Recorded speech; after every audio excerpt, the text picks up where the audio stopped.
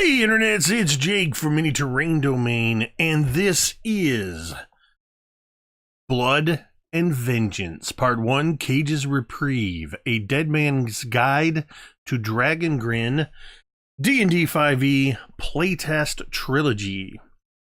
We are playtesting some materials from the forthcoming book, A Deadman's Guide to Dragongrin, that was met with a phenomenal Kickstarter success last year from the wonderful fellas over at Absolute Tabletop, one of whom is sitting right over here, and I'll let him talk in just a moment. But this trilogy tonight features Tim Carney, Connor from Dice on Ice, Drake, and Baron. And we're going to be rolling some new other players in and out, either through, as I said from the beginning, it's either going to be through narrative or through violence as we move characters and players in and out. And we're specifically the characters, and you can see under each person's character name, you'll see some possibly new to you, what are called... the name is completely escaping me. Heritages and cultures. That I'll let Tim talk a little bit more about what this playtest entails, since I clearly am too focused on the game. So let's throw it to Tim. Go ahead, introduce yourself, Tim, and talk a little bit about what we can expect, at least from the playtest materials. You have no idea what the hell to expect from the game. Yes. So first of all, thank you, Jake. I love any of your games. I love playing in your games. And so it's a really surreal feeling to have you DM this new playtest and one of the first Deadman's Guide to Dragongrin playtests for me. It's just this awesome thing. So Dragongrin is a place where evil has won. And this particular playtest takes place in a region or a dominion of ash known as the Sphere Mountains, and it's rife with undead. And so the thematic heritages and cultures in this region basically replace race and subclass. The high level idea is, rather than every dwarf or every halfling having the same traits, we have taken race and added culture instead of that sub-race.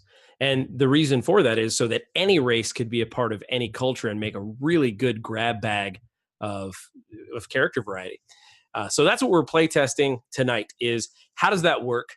And we've tried to make it so that you can take these and drop them into any 5e game and it won't be a big speed bump, and that it'll feel intuitive to the game master and the players. And so I'm really looking forward to it. Yeah, and it's exciting for me to play test in Dragongrin.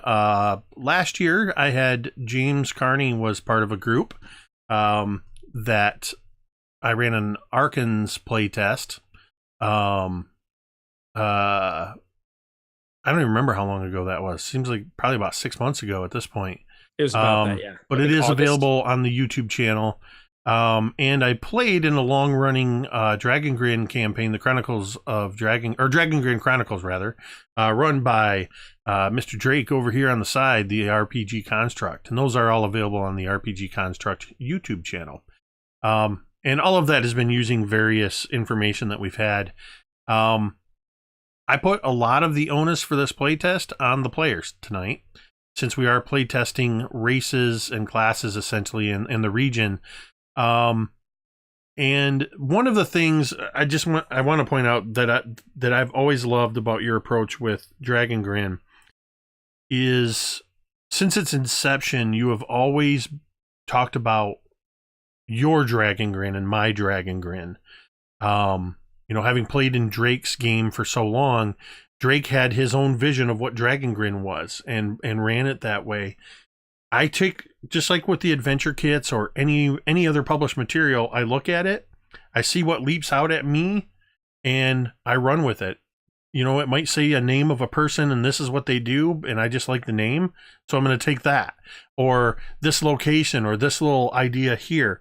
So With the exception of stat blocks for creatures and NPCs, which just aren't a thing that's available in the playtest, everything else is seeded from the material in the playtest, and just kind of inherent knowledge from about three years or so of Dragongrin lore indoctrination.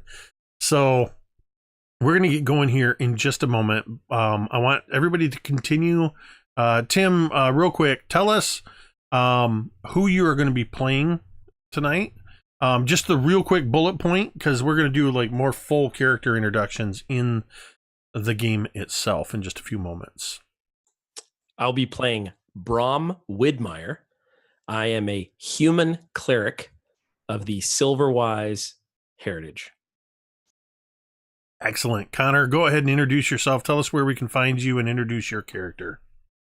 I'm Connor from Dice on Ice, an YouTube channel. I'm playing as Vladimir Gillies, a human Silverwise bard. All right, Drake. I am playing Tobias Gray, a Darrow Silverwise warlock. And for the purpose of this playtest, Darrow are like the smaller humanoid types, like halflings and gnomes. Any smaller humanoid. Excellent. And Baron. What's up, everyone? I'm Baron. I run the YouTube channel RWD Gaming, where we do some D&D live plays. And tonight, I am playing Chester Tass, the Seric human. And I guess I'm taking point because I'm fighter. So let's do it. All right, so are you guys ready to play around in some Dragongrin? Let's do this. Okay.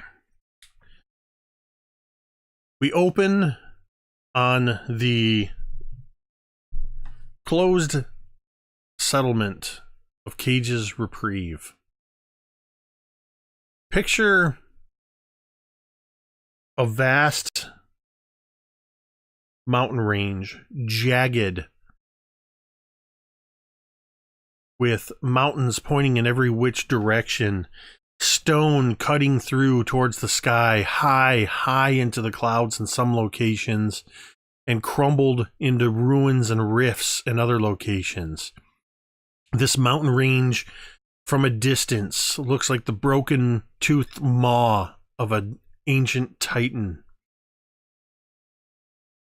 A jagged, glowing scar rips through a portion of the mountain range. The word is completely escaping me, but it's I'll call it a feature, a landmark that has emerged in recent years called the Desolation. It is an other world, a dark world that seeps into our own world. If you look closely all throughout this mountain range, you will see tiny settlements here, there. You'll see creatures, shambling undead creatures crawling like insects over stone and over ridge and through valley, looking for anything they can find. But as we zoom up through the lower reaches of this mountain range, we see an area where a thick waterfall tumbles from high on this mountainside. And we pass into this cavern that has no natural ledges or any other entrance to it. And as we zoom along this river, the rushing waters crashing against rocks below, and a very keen observer might notice shadows lurking below the surface of the water. Here and there along this vast cavern system are small settlements of survivors, having taken to the mountains to escape the even harsher exterior, for it is known that it is truly dangerous be out on the surface of the mountains of Sphere. We travel along the river all the way to the final settlement. This settlement sits on an area where the river at first appears to disappear behind stone. And then we realize that it's actually a sluice gate. This sluice gate is holding back the larger flow of the water, but it's also serving the purpose of keeping the deeper reaches of what is known simply as the sphere below and the dark things that lurk there from getting into this settlement region. The last settlement, known as the sluice, is where we are now. One thick wooden bridge arcs over the 30-foot expanse of the river at this point. The settlement resides on either side of the bridge. Wooden towers have been built on either side of the sluice gate, where the cavern reaches to be about 50 feet high. The towers are about 15 or 20 feet. And we begin to see people moving in and around. And as we zoom in on these people, I would like Connor, Baron, and Drake to turn off your cameras. Drake, turn yours back on. Connor and Baron. Perfect. I apologize. Nope. I don't know why I dropped. No problem. And what I'm going to do, as we see people moving about, some taking on their daily activities, for all intents and purposes, the sluice looks like just about any riverside town, save for the fact that it's all within a cavern. Any illumination comes from torches, comes from braziers, and occasionally from glowing fungi found on the cavern walls. And we move through the crowd, past two barking dogs chasing a cat into an alleyway. And we see Brom Widmere. Brom, what are you doing in the sluice? Who are you, and what is your job or your place within the sluice? Brahm is the local cleric. And so what I specifically do, I make sure that everyone is well. I try to protect, I try to heal, and that's anything from, the young child who wanders a little too far and maybe sprains an ankle up through, maybe the occasional city guard who, wanders a little too far and maybe gets a scrape here and there from a ghoul. And you'll notice that I would never take money for this. I won't do it. And so that is where I am consistently wandering the streets. I don't have a temple. I don't have a specific place. I just ply my wares. I go wherever the wounded are. And then you would notice that I'm consistently with Chesser. And we converse quite a bit. We are always together if we're not off doing our duties.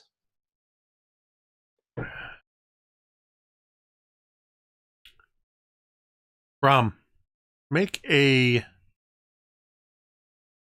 charisma check for me. Straight charisma. Okay, straight charisma. I'm actually, you know what? I'm gonna do something weird. Okay. I want you Weird to me add. out. I want you to make a charisma check. But I Okay. want you to also add your wisdom modifier to that. Oh, that's good news for me. Okay. So that's a 17. As you go about doing your wandering the streets and tending to people's wounds, both big and small, you find that people like you. You're very well received. Even when you're not doing what you have to do, you see people greeting you, friendly nods, a small child that you helped from a sickness, the one guard that got a little too close to the water during a feeding frenzy, and yeah, he lost 2 fingers, but you were able to stop the bleeding and stitch him up, and he gives you a friendly 3-fingered wave as he sees you. But yes, generally you are received very well and seem to be pretty well liked. As you're moving through, we see Chesser by your side, as is common. Chesser, tell us about yourself, who you are, and what your place is within this community. Chester's been here for a while, but I don't think he was always here. There was at some point a time where I kind of not necessarily rooted, but took hold. I've probably held a few jobs, but as a Seric, I occasionally have to be fed magic or something similar. And magic is very, that's a personal thing. So people kind of tend to leak off into you when that kind of stuff happens. So my current task, I want to say, is I am like a torch carrier. I have to go around and make sure beacons remain lit so we have light. And it just is convenient that Brahm usually walks around the city with me, making sure everyone's good to go. So, and as a torchlighter, you know that one of your duties is there is a stone pillar with handholds carved into it. It stands 30 feet high on the outskirts of the sluice, closest towards the nearest community. And perhaps in the back of your mind always, you know that you are one of 6 people in the sluice that if anything threatens Kaige's Reprieve beyond just your own community, it's your job to light the beacon to warn the other settlements.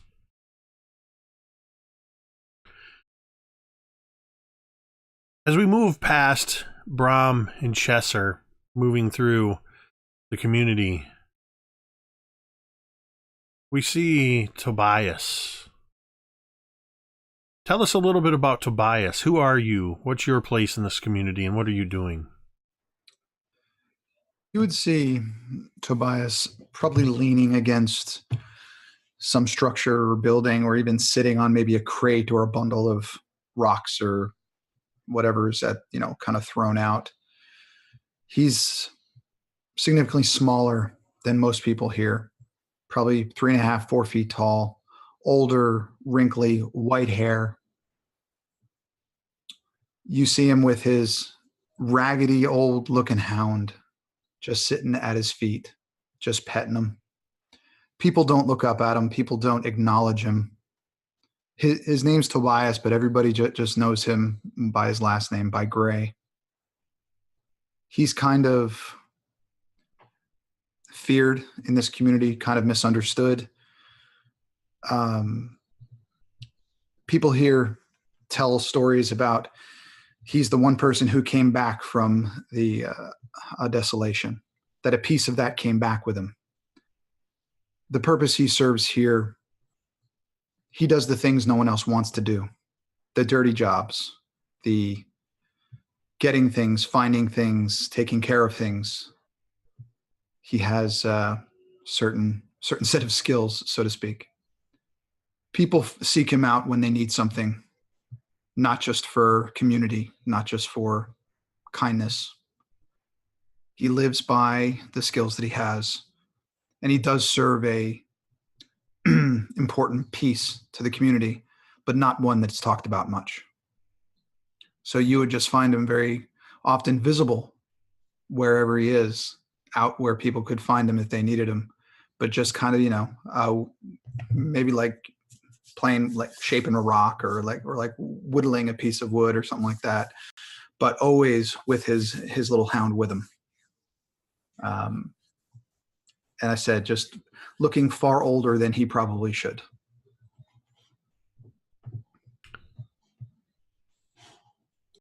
I would like Tobias. I would like you to make a charisma check. Okay. We'll Just straight charisma? Just straight charisma for you. That's going to be a 16. Overall, you notice, as is pretty typical, as you sit out in the open and just be out there, people aren't hostile towards you. There's a quiet, almost respect, but people do keep a distance. Even occasionally, if a crowd of children comes by, they part around you like the river parting around a rock. Almost unconsciously, they do it. You've become like a fixture, but something that people don't want to get too close to. Almost like that haunted house on the hill. The physical representation of a haunted house. There's occasionally you would hear whispers of the children, maybe lurking nearby, and every once in a while one would come running up to you on a dare, trying to see who could get the closest. And finally, it's Vadami. Did I say that right? Yep, Vadami. Okay, Vadami. Who are you, and what is your place in the community, and what are you doing? Vadami is a stark contrast between the two do-gooders and the pariah in the group, or in this town so far. Vadami is essentially busking to the passerbys of this quaint settlement. He's busking not only with charm and song, but with "Step right up, get your miracle elixir, flush away the ghoul rot, save a trip to the priest." And he's kind of brandishing like some small little vial of whatever, and it's probably just river water that he's imbued with illusion magic to make it seem all sparkly and glittery and good enough. And as he distracts, passerbys, he'll literally cut their purses off. Maybe, save them a bit of the burden of a heavy coin purse. As tough times make for a tough hobby and a tough way to get by. I want you to make a performance check first. Yeah. That's going to be an 18. There's a few naive folks in this community. The sluice is one of the larger communities, since it's the furthest back in the settlement. This community probably has around 1,000 people in it. It spreads out quite wide, and where there are structures, houses, and buildings and stuff, there's also small, like spider web like tendrils of caves that where more and more people are housed. So you find a few naive people that succumb. However, I would like you to make a sleight of hand check. All right, come on, proficiency bonus. Heck yeah, it's 15. 15? Yep, 15.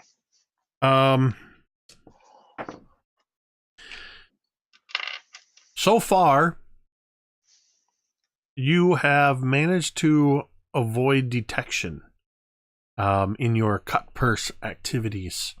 You're pretty good at distracting people, selling them possibly tainted river water with one hand and relieving them of extra coin with your other.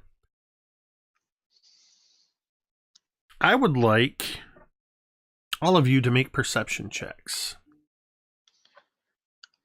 Only because I forgot to get your passive perception scores. I got a 21 perception. Apparently this snake oil man is keen in the eyes. 12.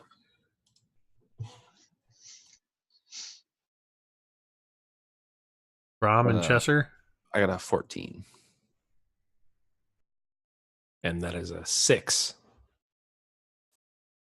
Brom, you don't notice what's happening as you're tending to one of the Parvel children. They're always falling down, always skinning their knees, and always making a bigger deal out of it than it is. And one of them has just skinned their knee, and it's not bad. There's some scrapes there, so you're pretty caught up in that. Vladimir, you're the first. Imagine having just sold a young woman a cure for her puberty pox that are growing all over her face, and she very happily paid you in a couple hard to come by coins, and with your other hand you deftly relieved her of the few remaining coins that she had.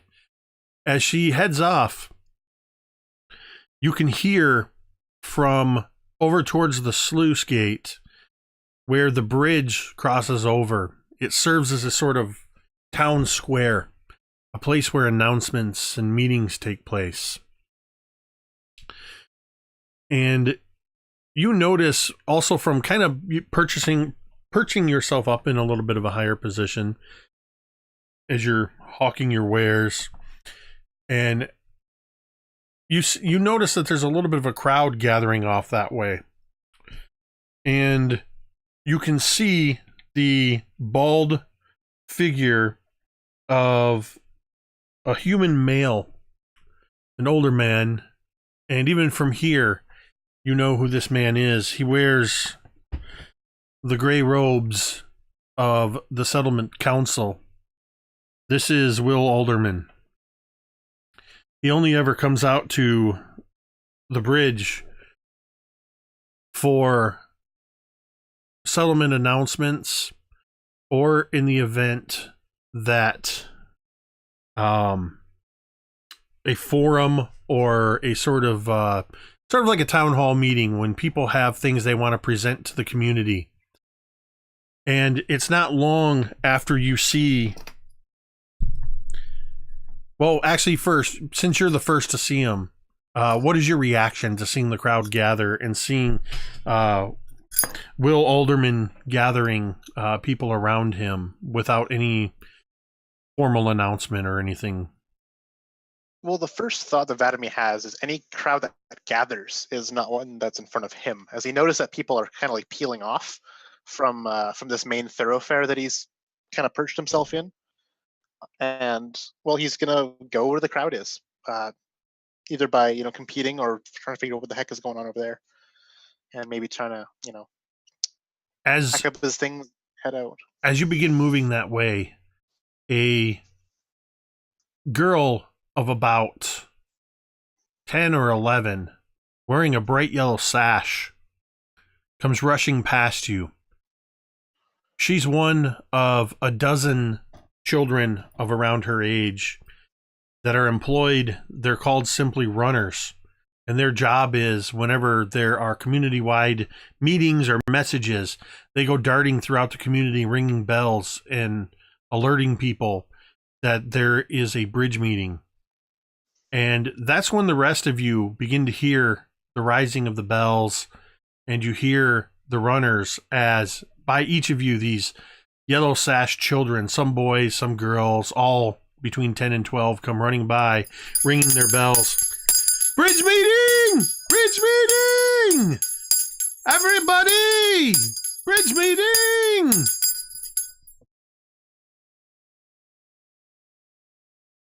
Tobias, how do you react as a young boy comes running by, but still not too close? And he actually, as he runs by you, he's like, bridge meetings, sir. And he waits until he's about a good 10, 15 yards beyond you. Bridge meeting. Tobias would be visibly kind of annoyed, like with a sigh and maybe a slouch in his shoulders, and take whatever he's playing with in his hand and put it in his pocket. And he would slowly turn towards the bridge, kind of look around, watch that everybody's going. He would look down at his hound. His hound's name's Jake, by the way.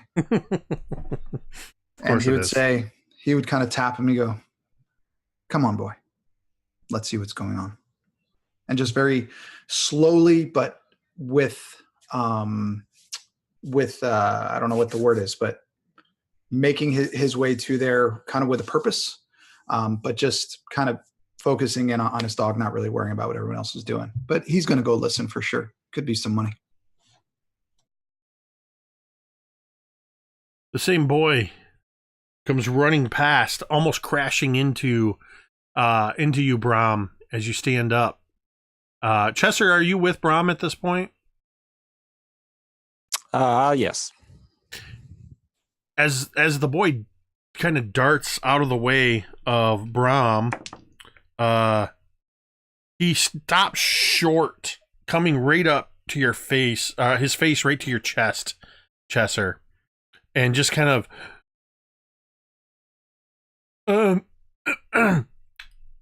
pardon me, it's a bridge meeting. And he seems frozen, looking up at you, Chesser. All right, boy, I heard you. I heard you all the way up the street ringing the bell.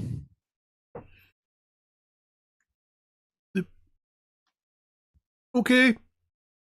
And he kind of steps back and then kind of keeps looking back over his shoulder at you before he disappears, ringing his bell. Brahm, what about you at the same point? I'm cursing under my breath. Jeremiah Parville, you scrape this knee one more time, I just might not fix it. Just sort of mending there, and I would imagine he sort of looks down because he knows that he should have been a little more careful. I told him not to climb the wall, and every week he climbs the wall, especially when there's a bridge meeting, because he's nosy. And so I turn to Chesser and I go, all right, then. Guess we better get to it. Everybody slowly makes their way until most of the community is gathered around. And it's not unusual that for a bridge meeting, even of one that would send the runners out, that only about maybe 30 or 40% of the overall community would show up. In some of the side caverns, there are people that have jobs. There are side caverns that people are cultivating various foodstuffs as best they can, things that grow in the dark and wet spaces like this. There are people tending to small herds of animals. There are people tending to shops, people tending to the upkeep of the community. And there are people that just don't want to get involved. They're just content to be in the safety of Kaige's Reprieve. But it's generally people like you that are out and about in the community, and others that attend these things. So there's a good 300 to 400 people gathered around in this large open space. And it begins, there's murmuring, and a few minutes after you arrive, everything sort of kind of, the hubbub dies down. And Will Alderman steps up, there's a permanent set of 3 wooden steps on this side of the bridge just for this purpose, for him to step up on and stand up over. And being at the end of the cavern and the water that runs down, the sluice gate keeps the water from pouring out. It more runs down in a controlled fashion down the rock. And the river is relatively quiet through here. And the combination of the rocks and the way the water moves actually serves as an amplifier in general in this area. Not so much that, general conversation is amplified, but when somebody speaks up, as Will Alderman is now, he is clearly heard. People of the sluice, it has been some time since we have called the bridge meeting. And as I'm sure you are certain from the lack of the Red Runners, it is not a dangerous time. But something has come to my attention that I think that we, as a community, should be informed about. As will require some of you to step forth. I have been meeting with 2 individuals that some of you may know. Both of them have pled their cases to me. Now I fear that they should plead their cases to you. Please step forward. And you would see coming kind of out of the crowd on either side of the bridge, which is pretty common for when 2 opposing points of views are being presented at the bridge. Each person comes one from each side. And as this first person steps forward, I would like you all to tell me, once I describe them, if you know them and how you know them. The first person coming as you're viewing the bridge, approaching from the left side of the bridge, is a violet-skinned tiefling woman. Her black horns are adorned in very, very thin rings of copper. Some say it is Titan copper.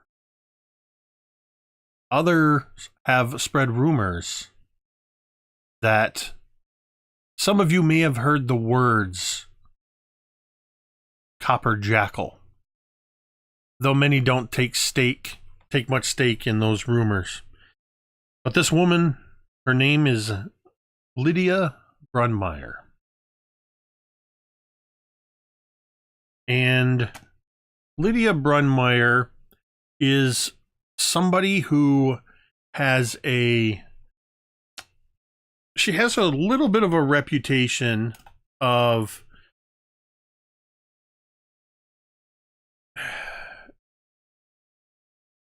zealot would be a word to describe it, but it almost seems counterintuitive because Lydia Brunmeyer is the least charismatic person you have ever seen. If you are familiar with her, very, very placid expression, not very emotive. Tobias, do you know Lydia Brunmeyer? I do. I've had, for lack of a better phrase, transactions with her organization. Things that were even too dark for the Sea Jacks or too dangerous, maybe they gave me a shot. Sometimes I was successful, sometimes I wasn't, but I always came back. And she knows that. If she's here for something to be done, she's probably looking my way at some point.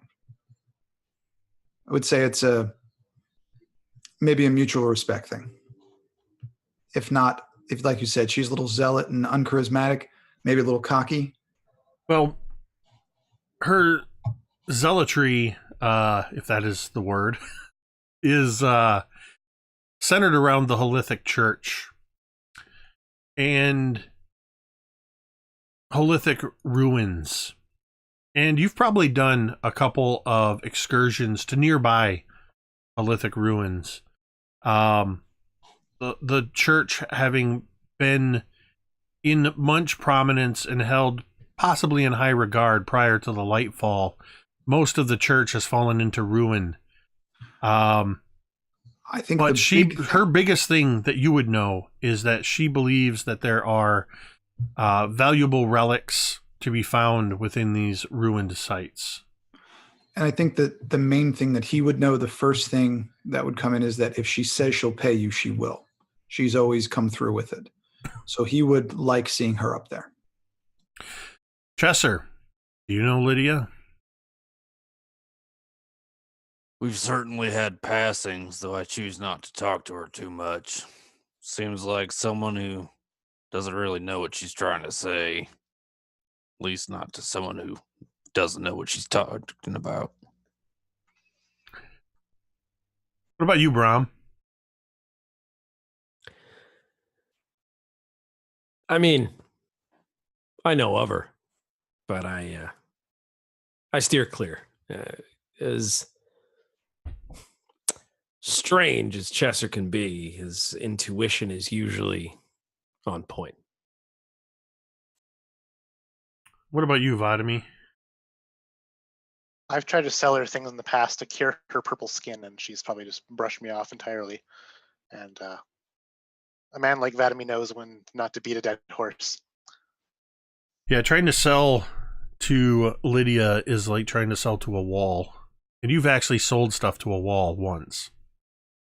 It was a grand sale, yes.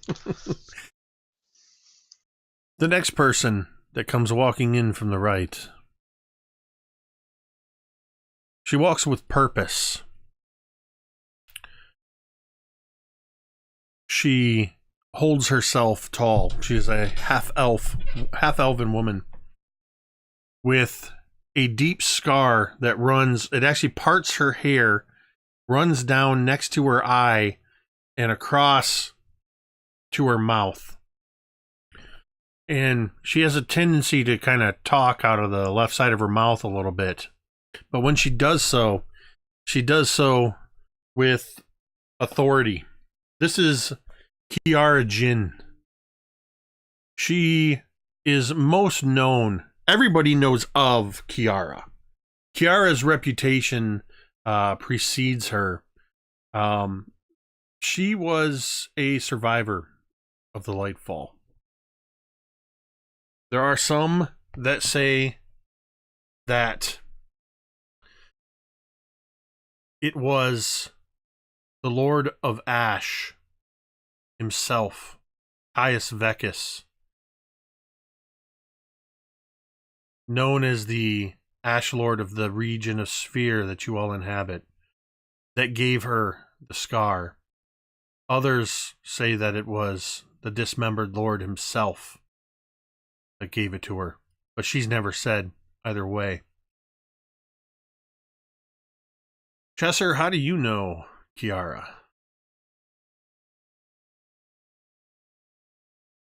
I think she was actually one who either recommended or gave me the position as one of the torchbearers. Usually she's pretty quick to either like you or cut you off. Yeah, she absolutely was the one who recommended you to Will Alderman as a reliable Torchlighter. Vadami, what is your interaction with or knowledge of Kiara? Again, Vadami just knows when a mark is just not the kind of gullible person that he seeks. And just hasn't even tried, doesn't even want to bother. There's way easier marks around the town. So, Vadami seems to... The stick by which you measure people is gullibility. Yes. And it's an accurate measuring stick to serve your purposes. What about you, Brahm? Have you had any interaction with Kiara? I would say yes. I think I like to think that there was a time where she had some sort of wound. And despite her pride, I think that she knew that I was probably one of the only people skilled enough to get her back on her feet as quickly as she wanted to be.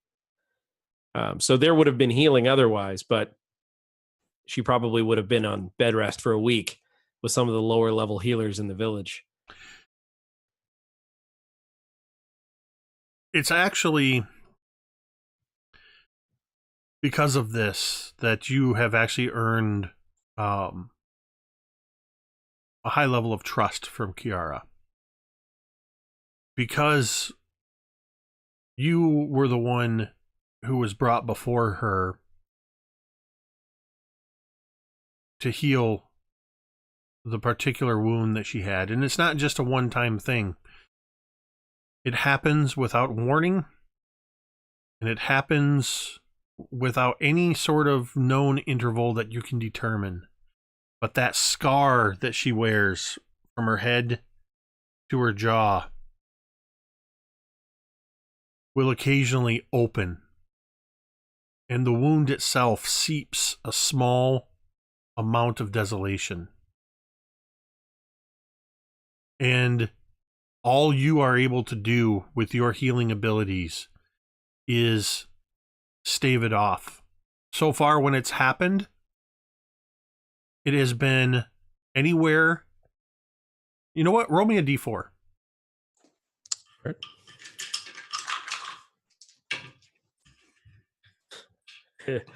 Come here, you. It's the smallest die. It's rolling away from you. 3. In almost every instance, the only constant is it takes you 3 full days of concentrated healing efforts that leave you exhausted, that leave you drained of any abilities that you have poured into healing her. But it has earned you a place of trust with Kiara. For in these times, you hold her life in your hands. And finally, Tobias. How do you know the war hero Kiara, or do you? He knows of her. He's never met her. Been around long enough to hear many different stories of how she got that scar. But never had an actual audience, though. He would actually probably be very surprised that she was standing there. She knows of you. You've seen each other. She always kind of gives you a bit of a side eye. Possibly from her interactions, direct interactions, at Lightfall, with the Desolation, with Rot Fiends and Marrow, and the various forces that have had to be dealt with. She always has a wary eye for she has a wary eye for anything that has a connection to the Desolation or to darkness.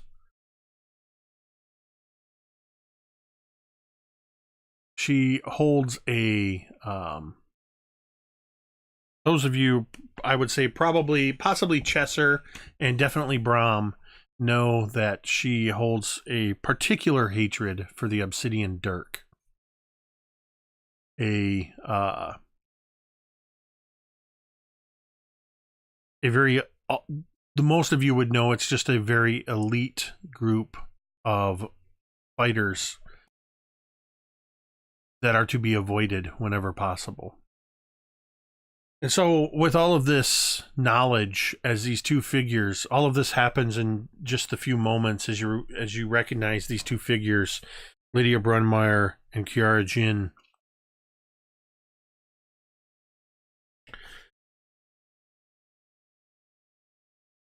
They begin to tell, first, each of them, starting with Kiara, she very insistently goes first, telling of her, many of what you already know of her exploits and her badges of honor, and that she is a champion against the Lord of Ash and against the dismembered Lord.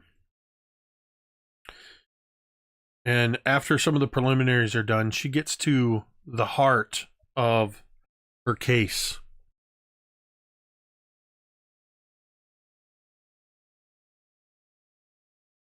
No matter what it is that we find ourselves doing, if it is even simply surviving here in Caige's Reprieve, or those brave souls that head out into Sphere itself, no matter what, our biggest threat is Caius Vecis. And I believe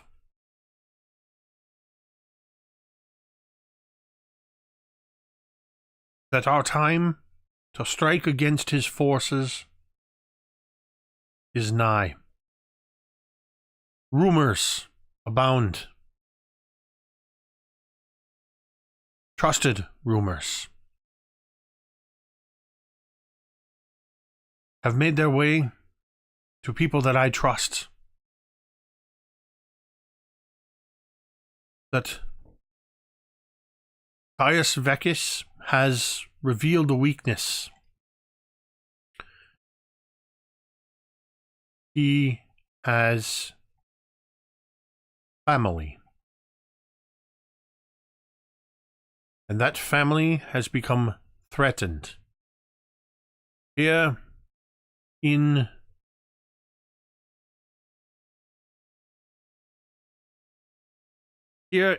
the mountains of Sphere, many of you know that Caius Vecis holds up in a place called the Ardent Scar. Our intelligence reports that he is leaving his headquarters, something that he rarely does, because his brother's daughter has taken ill, and it is believed that only he can save her. This means that he will be away from his armies, he will be away from his fortress, and we can strike at the heart of the Lord of Ash's realm. I would ask for a few good people to join me as we seek to join up with others with a like-minded goal. There is an army waiting. And her eyes find you, Chesser, as she says this. A band of rebels led by Gwendolyn Greybone. They are Greybone's rebels. And they are poised waiting for such an opportunity.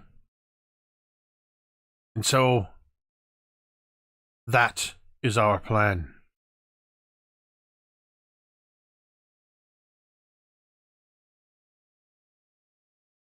She yields, stepping back, and Lydia Grunmeyer steps forward, looking down her nose at everyone,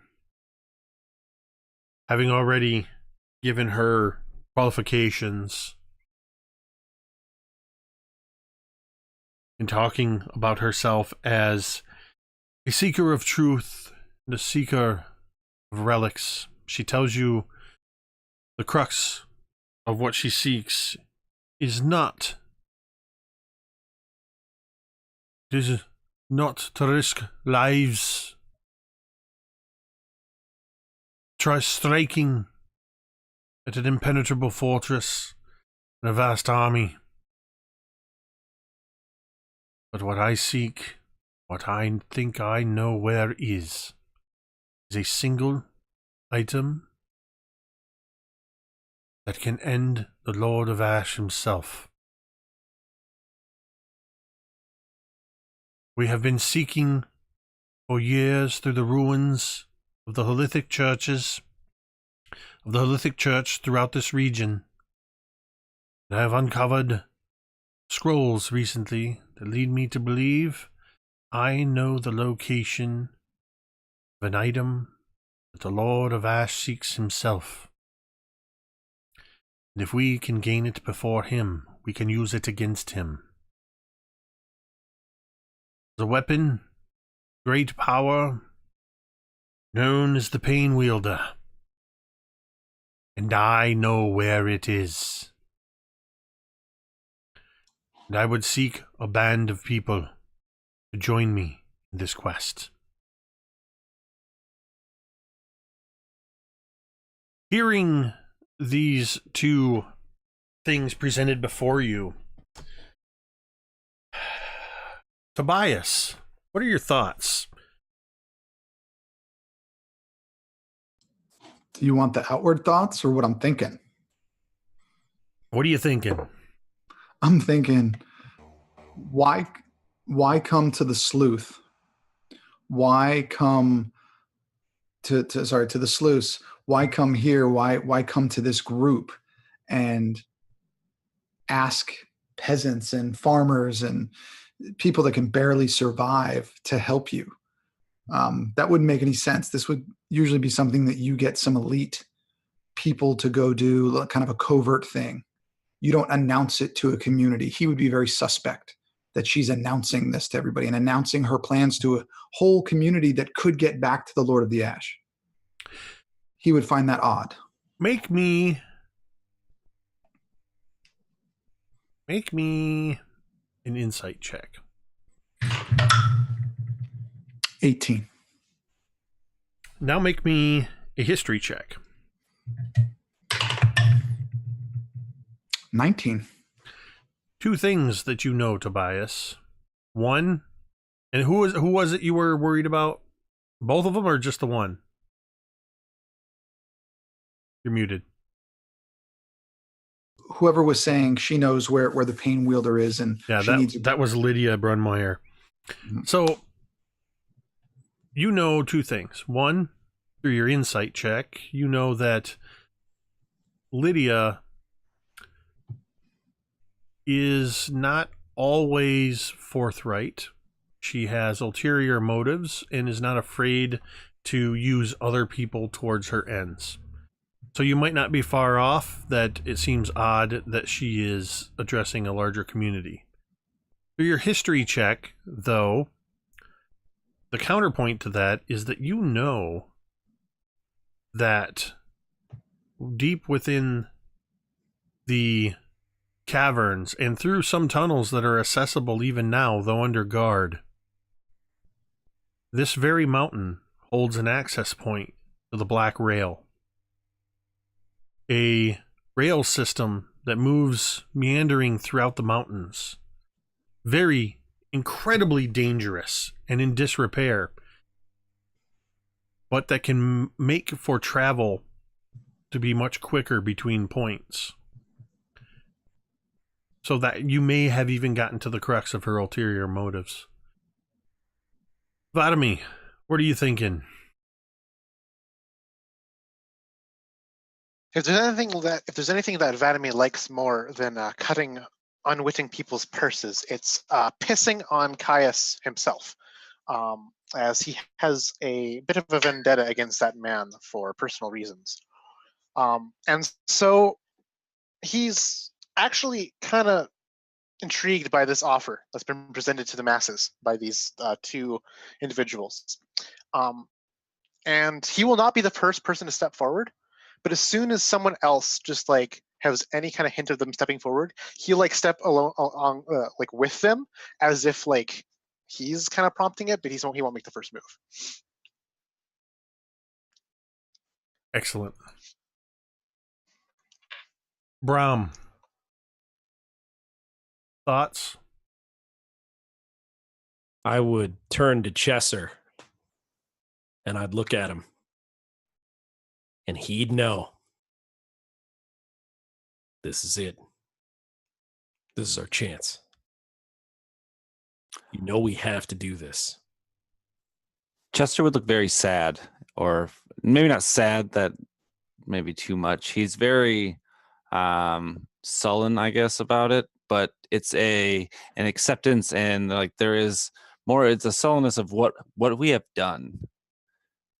Perhaps this is our time for redemption, if that's even possible. I agree.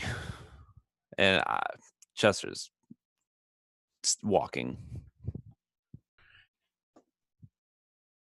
Yeah, and I think Brahm would be maybe the first one to step forward. But I wouldn't say anything. I would just step forward in an act of not trusting them fully either, and half expecting the marrow to come storming through or something as soon as I step forward. But I do, after I mention that to Chesser.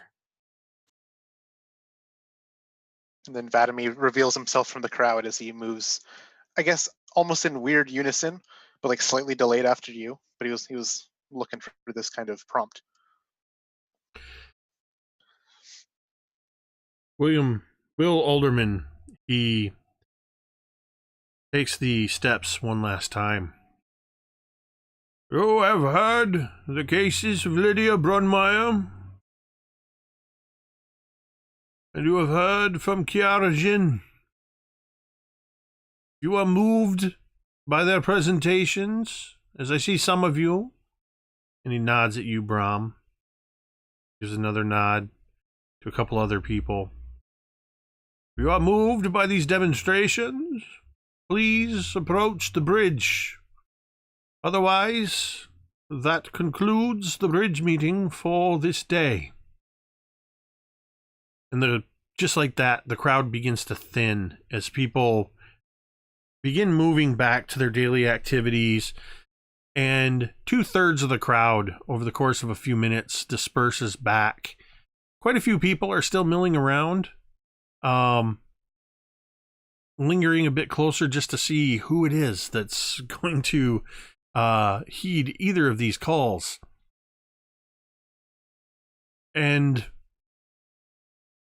you are all amongst maybe 100 people as Lydia and Kiara stand on the bridge. Would you approach them?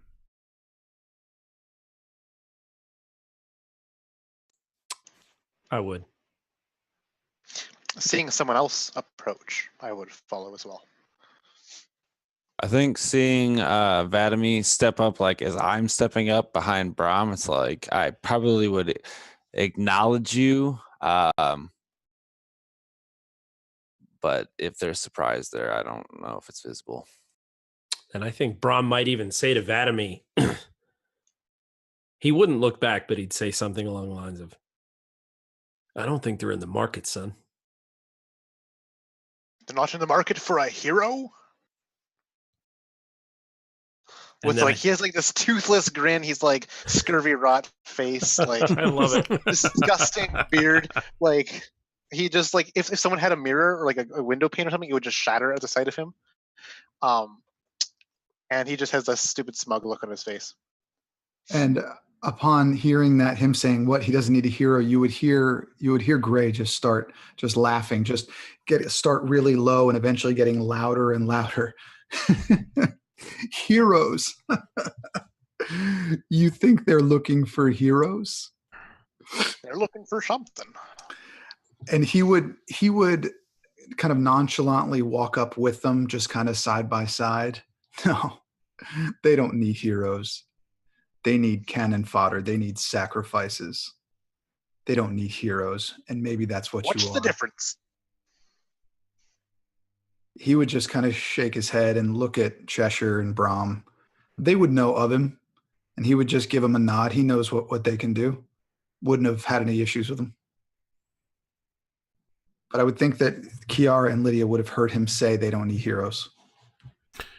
Kiara absolutely heard that and steps forward, looking at a lot of you. And there's probably, at this point, I would say you are amongst about, well, I'll tell you how many you're amongst. There are 11 other people out of the 400 people that have actually stayed this long and approached. And as you say this about them not needing heroes, Kiara steps forward. Ever since the Lightfall, there are no heroes. Go out into the world. But what's out there, whether we want it or not, tends to make heroes of some of us. Martyrs of others. Gravestones of still more. Unmarked, unnamed. So what will it be? Who here thinks they've got what it takes to join me in the Greybone Rebellion?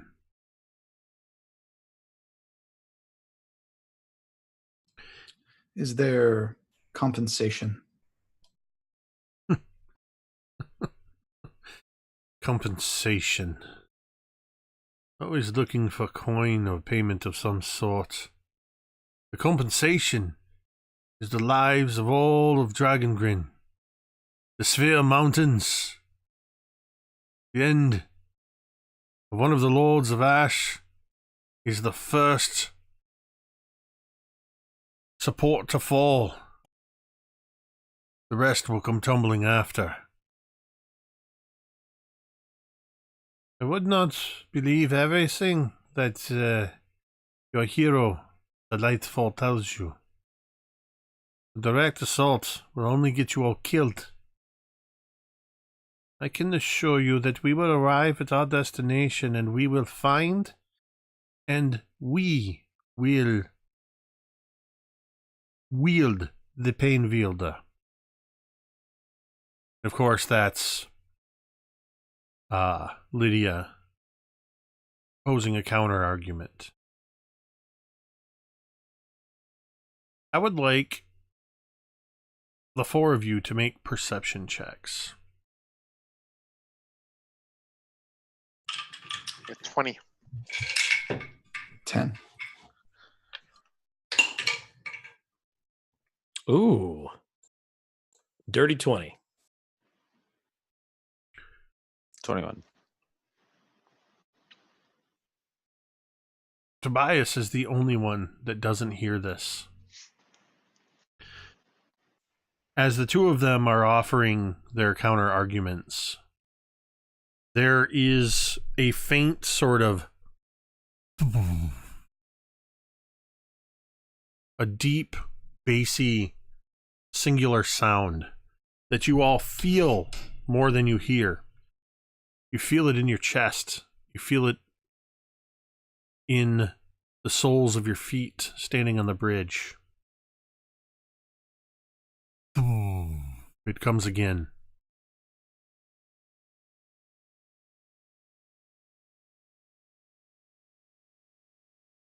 At this point, Lydia and Kiara have stopped talking and are looking around. What do you do? At this point, Gray, you would notice that the others have kind of stopped and that Kiara and but before you react, the others, what's your reaction to hearing this? This is not a sound you have heard before. Me or them? Sorry. Them. You either. Brom, I have to go. The beacon, if it needs to be lit. Yeah, you do that. You go. Light it. If you need to light it, you go and you light it. I'll be back. Kiara grabs your arm, Chesser. Not so fast. You don't light the beacon at the sounds, or you see what the threat is. I was merely getting ready. I apologize. Badami. How are you reacting to this sound? He would visibly jump at this sound. And if anyone's nearby, they could hear a small squeak come from him. But it's too quiet. He just kind of from the loud bass sound. And if there's anyone nearby, probably some passerby, kind of cling to them or something, Whether fortunate or unfortunate, the person that you bump into and sort of grab onto their arm, though they are a bit smaller than you, is Tobias Gray. And it is that action or interaction to Gray that sort of keys you into what's happening, as Vadami has suddenly just sort of eep and grabbed at you. Pardon me. I think he would kind of give him a look, what's your problem, and then kind of face towards where that sound was coming from. And you said we have no idea what it is? It's not a sound any of you have heard before. I will let all of you, because of your failed perception check, you're going to be making this check at disadvantage. Okay. Gray, but the others of you will make a straight check. And I will let you decide if you want to use investigation or insight. Natural 1. You're not even sure where the sound is coming from, Brom. It's that kind of bass where you just it's not directional. You just feel it, and as it happens again, this time a little bit of dust is cascading down from the ceiling. A couple small pebbles. I got a 14. 11 insight. Gray? 14 with disadvantage. Investigation or insight? Mine was investigation. Mine as well. And what'd you get, Chesser? I likewise got a 14. Chesser and Gray, as you're both... Gray, you're kind of looking around, seeing what is this threat, and you kind of hear that next. And Chesser, you just instinctively seem to know where the biggest place that this threat could be, as both of you shift your gaze to the sluice gate. And this time you notice there's a surge of water as something strikes the sluice gate from the other side. And then the gate sort of relaxes. And this time you see cracks forming in the sluice gate. Water beginning to seep through. What are you going to do? I think at this point, Chester would have ripped his hand free from Kiara's grasp, as I would imagine she also is looking this way. The sluice gate cannot be compromised. that is a known fact that the sluice gate it's not even thought that it could be compromised from the other side, but it definitely should not and cannot be. Is there any way to get to the other side of the sluice gate? Do we know that? No, it's blocked off for a reason. Beyond the sluice gate is the deeper access into the sphere below, and it's known, and you would know this in particular, that there are desolation scars not just on the surface but throughout the mountains and the caverns. And I would say you've probably even looked. Yeah. You know what? Make me an investigation check. 11. You've been looking for a long time to try to find through these side caverns to see if you can find any access to get in there, and you have yet to find an access point. What is around us, Jake? You said we're at a bridge. Is there anything high? Like, are there buildings or? There's or is it no just high buildings. The overall height of the cavern at its highest point is around 50 feet. Okay. There are single-story structures nearby. Are there any ledges on the walls or anything 30 feet-ish that I might be able to get to? The wall, the highest thing would be on either side, where you would see now, looking very confused and really unsure what to do, on either side of the sluice gate are those 20-foot towers, each with one or two people up in there. If possible, I think just as a matter of survival, trying to figure out what's going on and thinking himself equipped to handle whatever this is going to be, he would try to get up there, and he would cast Misty Step to get up there. Misty Step has a 30-foot range, correct? Correct. Yes, sir. So, yeah, you could do that. You take off running toward right or left? Left. You take off running toward the left tower. You guys see as Gray suddenly takes off. And as he approaches, there's just this sort of, it's purple at its center with red and blue on the edges, as he just sort of, and is suddenly up on the top of the tower. Two very startled human young men. By the goats! What? And then the other one's just kind of looking, he's pointing, and he reaches for his mate, but ends up reaching back and kind of just doing this absent, tapping you on the chest as he's pointing, and you see, and a big surge of water begins to pour out. Bram, as Gray is taking this action, what are you doing? I think, kind of playing off of the thematic nature of the natural one, I think that as this base is going, I am taken into my mind, and with each enormous hit, I'm actually standing somewhere else, and I'm remembering a time, and I can see Chester nearby, and we can see the marrow that are surrounding us. But it appears as though they're not attacking us. It appears as though they're working with us. And you can see them doing something sort of in the periphery, but you can't exactly make out what, but there's a crowd. And the look on Chester's face is forlorn, and he kind of looks at me like this was a mistake. And you see a marrow axe raised, and it matches. Thoom. Thoom.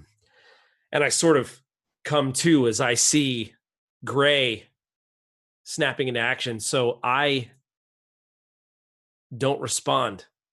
I'm just shell-shocked. Chesser. Kiara, instead of grabbing your arm and holding you, is now actively pushing you and just saying, go, go, go. What are you doing? I am drawing. No, I'm breaking the. I think the crowd was starting to disperse just as this began to At happen. this point, around the bridge, there's the 4 of you, 11 others, and then in the wider periphery, just kind of looking around, not really knowing what to do, is approximately 100 people. I'm taking a dash as I'm just trying to burst through this crowd to get to. I would imagine like you said this beacon's like in the middle of town ish. Is it at all like?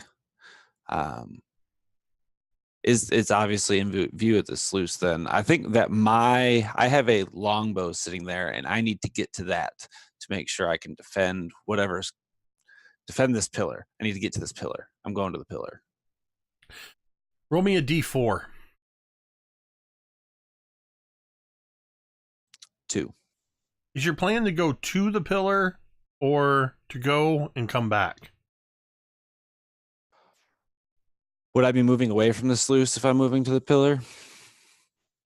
Yes, the pillar with the signal is on the outskirts of the town, so you would have to run along the river to it. Yeah. To light it. Then yeah, I'm gonna go light it, and I'm coming back. Okay. It is going to take you 2 rounds to get there. Okay. And 2 rounds to get back. For the purpose, I'm going to make an adjustment to that as we get going here, because we're not technically in initiative order yet. Yeah. Finally, Vadimi, what are you doing as this threat is emerging? He would have been very confused at what this sound was, kind of looking around to what other people are doing, and as soon as the water comes crashing through, he's just gonna bolt to the edge of the, because I imagine it's just kind of like a giant tunnel-ish area. This whole town, to the edge where the water would kind of pass by if it were to flood everywhere. And he's going to actively push people, trip them, shove them out of the way, just so that he can beeline it to some place of safety as much as he can. Because there's only a limited number of safe spots, and he has to get the people out of the way before he can get there. And so as all of this is happening, there's a final... The sluice gate bursts forward. Water begins to pour out. But it's not just the white foaming rapids of water. And it does spray. The water level was low enough that right now it's starting to slosh over the sides, and people, because of what you were doing, Vadimi, they're starting to get out of the way and move. But it's been a long, long time since the river flow has come through the sluice. But in addition to that frothy foam water that's coming through, it's spraying around something that stands in the opening, blocking it. Standing there, holding a massive stone. It looks like it's literally a stalactite or stalagmite, as a battering ram, is a slack-jawed, muscular, sallow-skinned ogre. And as the water pours around this ogre,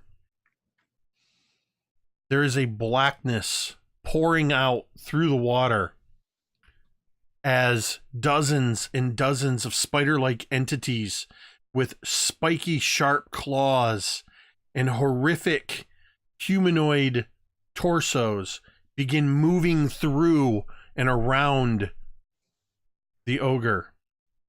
And we will roll for initiative as soon as we get back from a very short break. We're going to take a real quick break because I gotta pee. But I'll leave it to you guys. If you want to comment or say anything, we're only going to take probably about a 5-minute break. Use bathroom, get drinks, whatever, if you need to. If you're with us in the audience, thank you for joining us. Hope you're enjoying yourselves. Quick shout out to Forgebreaker, who raided us with a party of 5 earlier and hosted, which is why you guys have a domain die down there. If you have never used a domain die, This one domain die can be used for any one of you to re-roll a d20 roll and take the new result. It is a pool available to all of you. It's kind of like a super inspiration. If you get more of them, there's other things that they can do. With that said, we're going to take a quick break. When we come back, we are going to roll for initiative.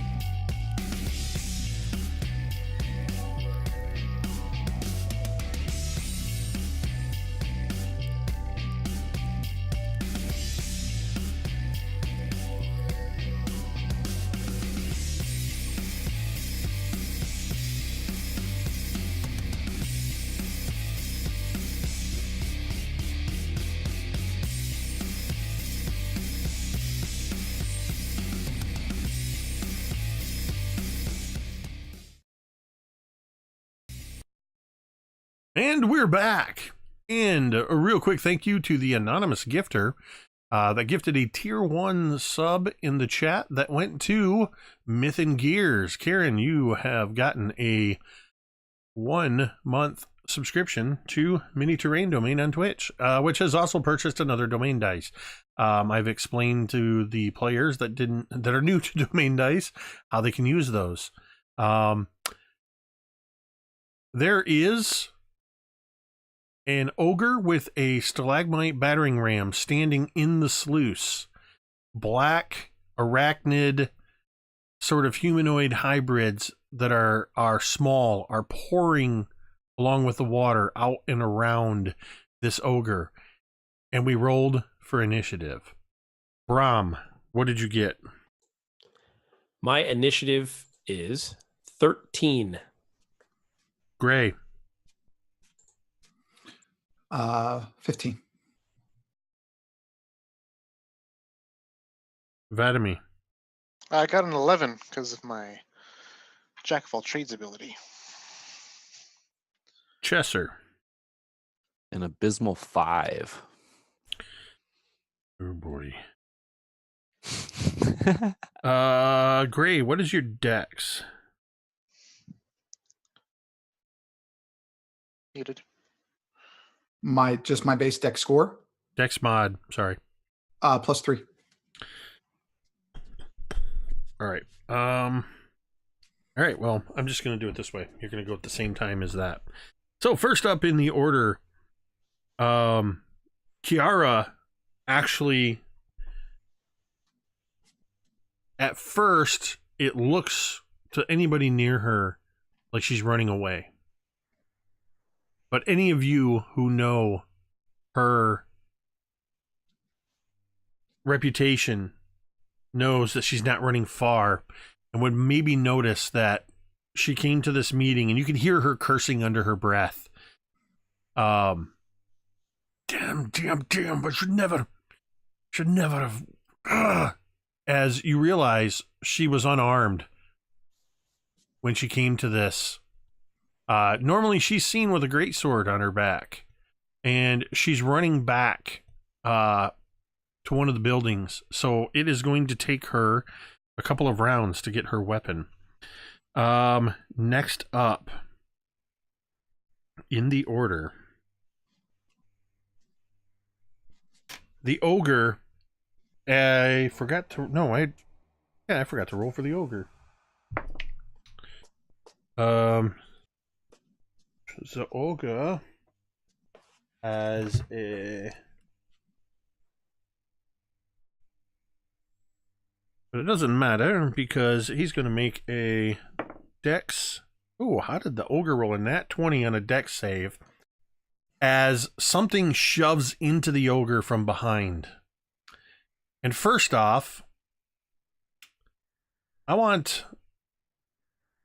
Chesser, you had the lowest initiative. I want you to roll a D100. And I'm not going to tell you if you want high or low. I just want to roll. 29.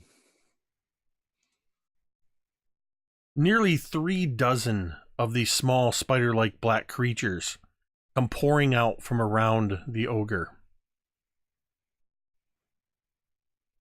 along with the water, but they begin moving up and around the edges, up along the walls, up to the ceiling even. And I'm going to have Vadimi roll me a D6. 5. There are 500 of them. No. The ogre grabs hold of the top of the sluice and just holds as something slams into him. And you see 5 larger of these creatures more deliberately moving through the water cutting around their razor sharp legs. They look with these monstrous humanoid torsos and arms that don't have hands but spikes.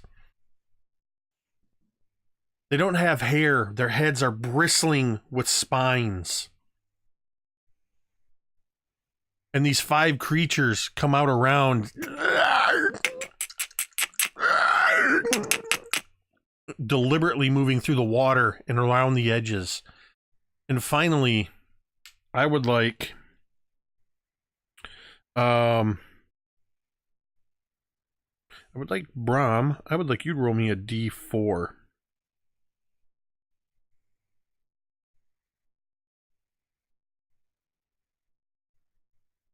Three. Oh boy. From deeper in the cavern, behind the ogre, you just hear.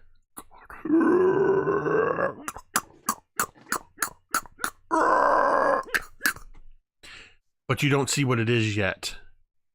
As this first wave of these creatures go zooming by, Tobias, I would like you to go ahead and you get an opportunity attack on one of these smaller creatures as it comes zooming by.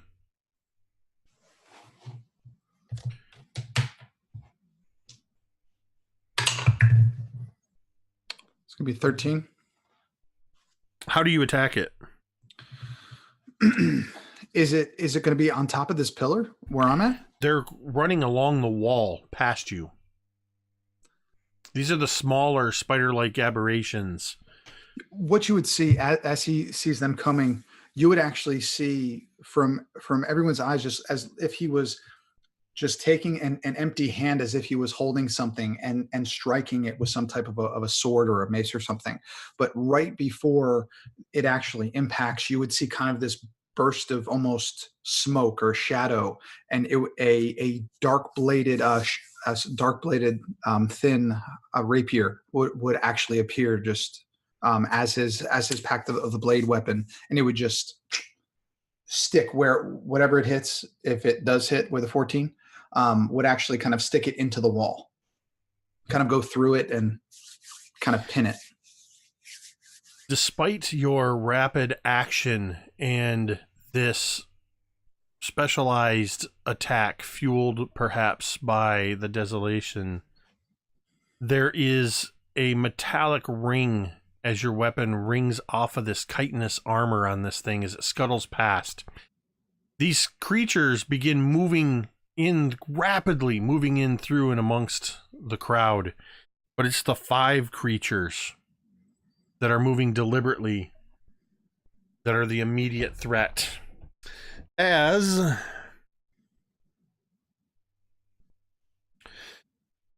they begin moving toward the 2 closest targets, 3 of them move in towards the crowd, but 1 is moving towards Vadimi and 1 is moving towards Brahm. These creatures, much larger, you can see them as they have multiple, their legs are very much like long, almost metallic blades. These horrific humanoid torsos with more spiked blades on them. The one that comes up toward you,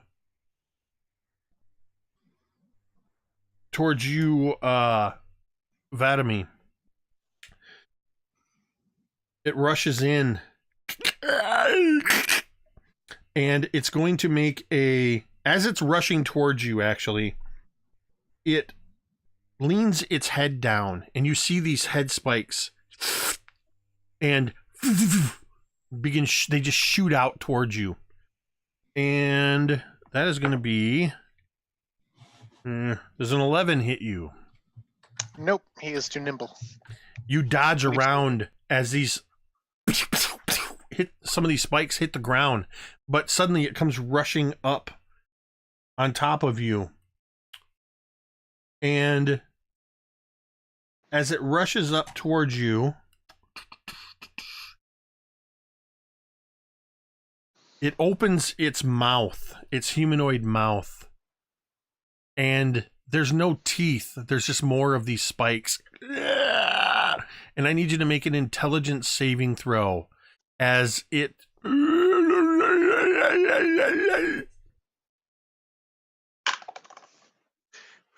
I love these D20 rolls. That's an 18 on the intelligence saving throw. Whatever it's doing has no effect on you. Brahm. One of these comes skittering up towards you. It kind of skitters sideways, sliding, scraping along the ground, lashing out with one of its foreclaws. The claws at the forefront, not its foreclaws. But skidding past you, I assume a 7 is going to miss you. Correct.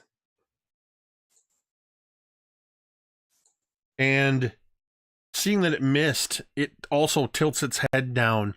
It's so close to you, though. It is going to do this attack with disadvantage. Dang, dice were rolling high before. A 10 misses as spikes clatter around you as it misses you with these spikes. But you hear from the crowd screams. From your high point of view, Gray, you would see 2, 3, 4 of the settlers in the community just thrown in the air. It was actually 3, but one of them was in 2 pieces, which is why it looked like 4. As these things are cutting through people. It is now.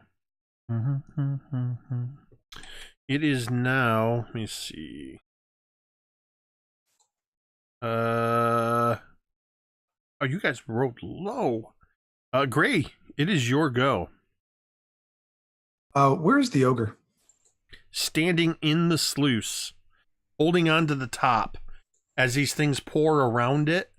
It kind of moves slightly to one side as these bigger creatures came out.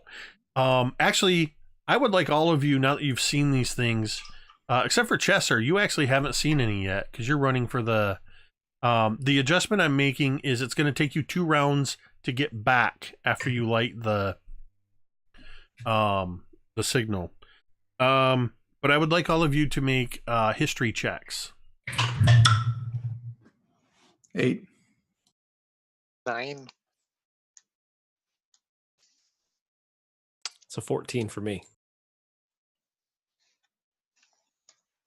Brahm, you're the only one that thinks you might know what these are, though I don't know if you've seen them before or if you've just heard about them. But these things are called Thought Slayers.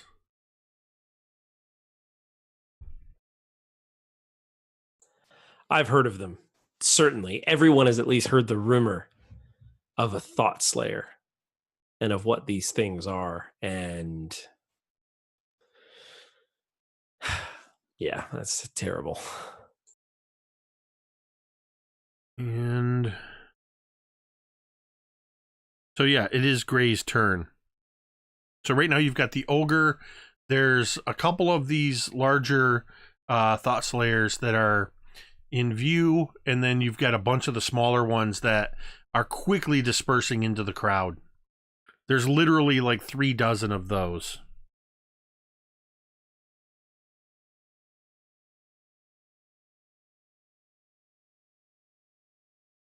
You're muted. I thought you were just thinking. Sorry. How far am I from the ogre right now and the Thought Slayers? Like how many feet? I would say, having perched up on that tower, you are within 30 feet of the ogre. Because they moved, they kind of met Brahm and Vadami where they were. The closest of the bigger Thought Slayers are a little, I'd say probably about 50 feet away from you. Okay. I mean, Brahm's way up here. He really can't do much. I'm going to try something though. With one of the invocations that I took was called Misty Visions, which allows me to cast Silent Image at will. I am going to create kind of a, how tall is this ogre? Like 10, 15 feet? Something like that? Yeah, the ogre's probably about 15 feet. Okay. I can create no. 10. It's an ogre, not a giant. I can create any visible phenomenon up to 15-foot cube. I'm going to basically create this ogre, but looking bigger and meaner, and have it appear probably 10, 15 feet away from him. So he would actually have to move to get to it, but just looking menacing and snarling at the ogre. Just trying to get the ogre to move, to do something, to see how he would react to it. Is there a saving throw tied to that? Yes. If they want to, they can do an investigation check. A DC is 14 to see through it. If not, he believes that it's real unless he can try to touch it, which I'm going to try to keep him away from that. That is a fail. So he thinks this is real. And ogres, I would assume, were kind of stupid. So how he reacts to that, I don't know. I'm just trying to get his attention and maybe get him out of the... What you see as you cast this, and this image appears, is you see the ogre kind of still almost slack-jawed turn its head toward it. And then a couple of the larger thought slayers actually towards the ogre, and it begins to look like it's moving out of like it's letting go of the hold and begin to move towards this ogre. It doesn't actually move yet because it's not its turn. Is that all you're going to do, or you got anything else you want to do? That's an action, so that's all I can do. I'm just trying to get its attention. Okay, perfect. So that was Gray. Behind the ogre, you hear that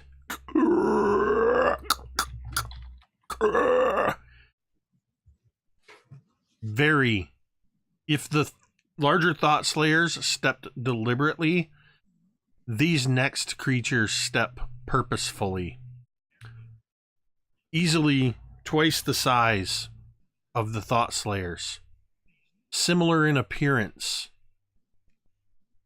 but a very primal intelligence, or rather not primal, alien intelligence lies behind their eyes as these three large creatures step out into the river. And they survey around them, and first one doesn't notice you. The second one doesn't notice you. The third one doesn't notice you. None of them notice you, Gray, up on the tower nearby. But they see... Let's see if they do. Oh, it's fitting that this die was used to roll a nat 20 against Brahm, because it was the AtCon 20. It wasn't an attack. It was just to see if these... and I'm going to use their names just because it's a playtest. I totally gave these creatures their names. The smaller thought slayers are called synapses. The medium-sized thought slayers are called memory eaters. And these three large ones are called mind drillers. As one of them has noticed you, Brahm. That one has not noticed you, Vadami, nor has that one. Brahm. One of them is coming towards you. And it's actually, it looks like it's coming right at you. But what it's actually done is it's kind of surveying that what's happening and the large number of people that are here. And you see it sort of rise up. So, you know, it's got these like spiky sort of arachnid legs. It kind of moves, adjusts them so its whole body rises up. Its humanoid hands spiked reach out, and it goes... And Vadami, Gray, you're out of it. Vadami and Brahm, you are in this. So you need to make intelligence saving throws. 11.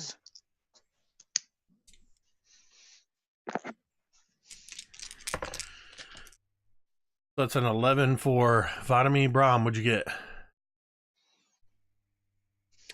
That is going to be a 12 for me. And 11. Vadami, and Brahm, this sound pierces into your very mind, into your brain, as you take 18 points of psychic damage. Dang. Dang. The other two haven't really taken any actions other than beginning to move into position. Brahm, you're up. So as this one has noticed me, would I be within range to basically advance upon it? Well, you do have one of the memory eaters that you're engaged with. That's the one. Yeah. So meaning is it as it has come up to me, because it was psychic damage. I didn't know how far away the thing was. Well, the memory eater is the first one that attacked you and missed. It came within melee range and swiped at you. Perfect. This the one that approached you was probably about 30 feet away. The one that did the psychic attack was about 30 feet away, but you have the smaller memory eater that is currently engaged with. Gotcha. Okay. And so I believe it was the thought driller you said, or the mind driller? The mind driller is the big one. Gotcha. Okay, cool. So what I'm going to do, I think I am probably going to ignore. Well, would I get an attack of opportunity against me if I ignored the smaller threat and went to the larger threat? You will. All right. I then would not be foolish, especially after feeling that the sort of cold chill as I am slackened no more and feel this fight or flight response, and I would just swipe at the smaller one. And so with my mace, I'm going to do that. All right. All right. So, okay. Does a 14 hit? It does hit, but it sends vibrations down your arm as it bounces off of its natural armor. No damage. Gotcha. So technically it wasn't a hit, but thematically. Sure. Yeah. I love that. All right. Is that all you got? That is all I currently have at the moment, yes. And just because I don't think we ever mentioned this, for those that are watching or may watch this later, these characters are all 4th level. Just so you have a sense of where they're at in terms of skills and hit points and whatnot.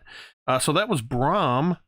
It is all. So at this point, the synapses are making their way through the crowd, and you hear screams all throughout the crowd as these smaller creatures are cutting into people, cutting them down. As you see people falling, many of them, though a spiked leg pierces their chest, they also grab at their head as if they're in pain in their head as well. At this point, as you're running and you're reaching the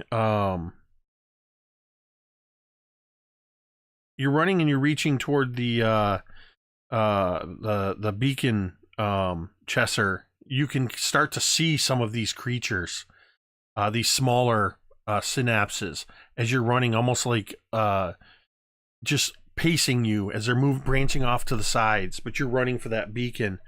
And the ogre, Gray, you see as the ogre begins to advance towards your illusion, but it's going to take all of its movement to trudge through the water as it begins to raise this stalagmite.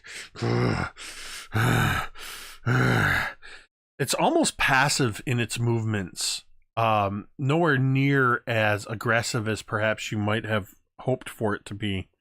Vadami, you are up.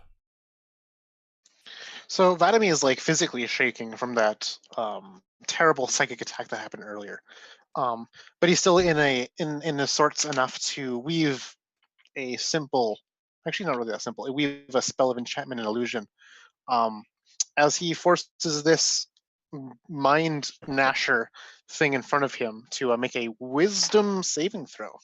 I believe it is against a DC of 14. That is going to be a dirty 20. Okay. So basically, nothing happens because Vadami is just too shaken, and the mind is a bit too alien.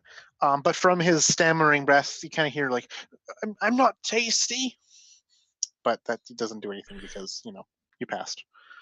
And then he's going to slowly back up because this thing is not in melee with him, correct? Because it threw like his head spikes at him. Correct. Yeah, he's just going to keep like walking backwards, and if he can, like go around a corner behind some building or into an alleyway of some kind, just to kind of maybe lose it a little bit. Okay. Yep, that's my turn.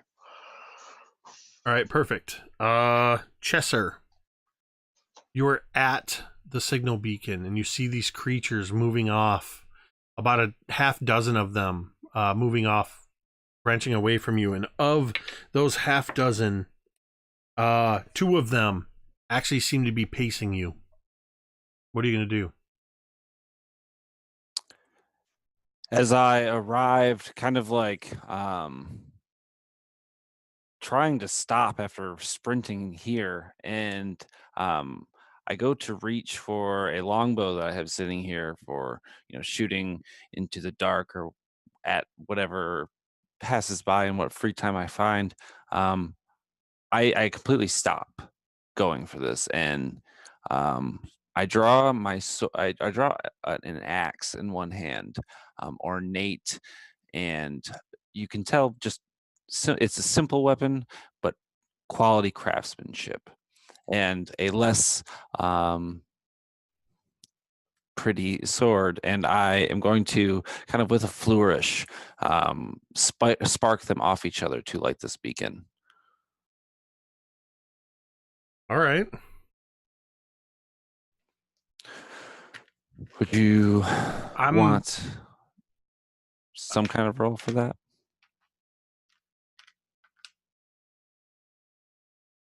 I'm going to call it a survival roll. Okay. Total of 14.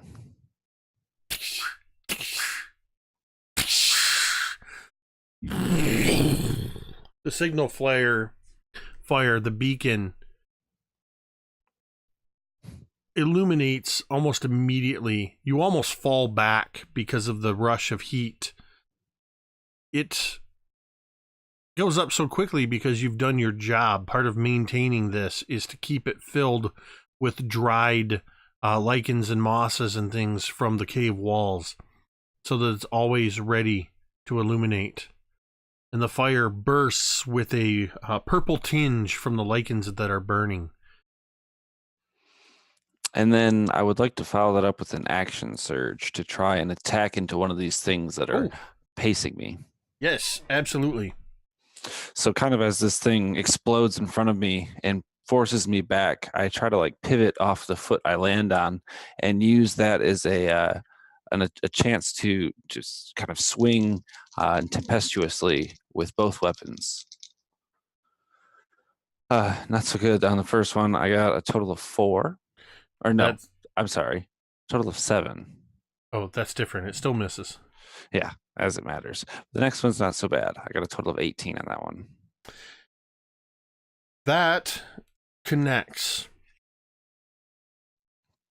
All right, for a total of 9 damage. This was with the axe? No, this is with the sword, unfortunately. Or with the sword. Yeah. The axe it's almost instinctive. As you miss with the one, you're barely looking. As this other one was coming towards you, you bring the sword across, and its 2 halves just... You hear that metallic shing as your sword cuts through its natural armor. And this sort of... it's definitely black and thick ichor kind of spills over you. And as it clatters to the side, and you see these waves of these Thought Slayer synapses flooding through the community. You've done your job lighting the fire, and you can see even larger threats back at the sluice gate. Just as this, this creature's kind of, I almost imagine like B-list action movie. It's like separating in front of me as it passes Absolutely. by.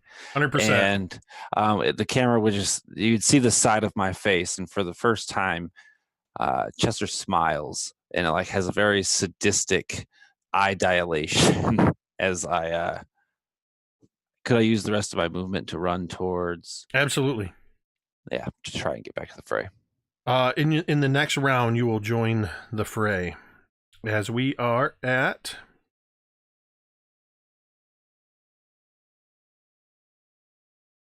it's going to be, let's see, it's going to be the Kiara has disappeared into one of the buildings, and this round you see anybody looking might see her emerge with her greatsword as she's rushing back towards the fight.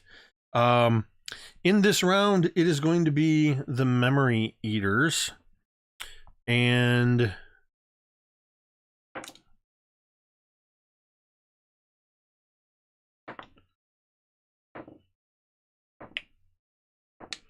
okay, as the Memory Eaters, the first one actually is engaged with you. That was just to see who they notice. The one, of course, is engaged with you, Brahm. This one is going to attack with its... It's going to try to stab at you with one of its pointy claws. That is an 18. Does an 18 hit you? Yes, it does. So you take 4 points of piercing damage as it just sort of catches part of your side as it cuts down. But you feel, as it does so, you take another 5 points of psychic damage. As it cuts through your side, you feel every nerve in your body just fire and shoot towards your head. And just instant headache.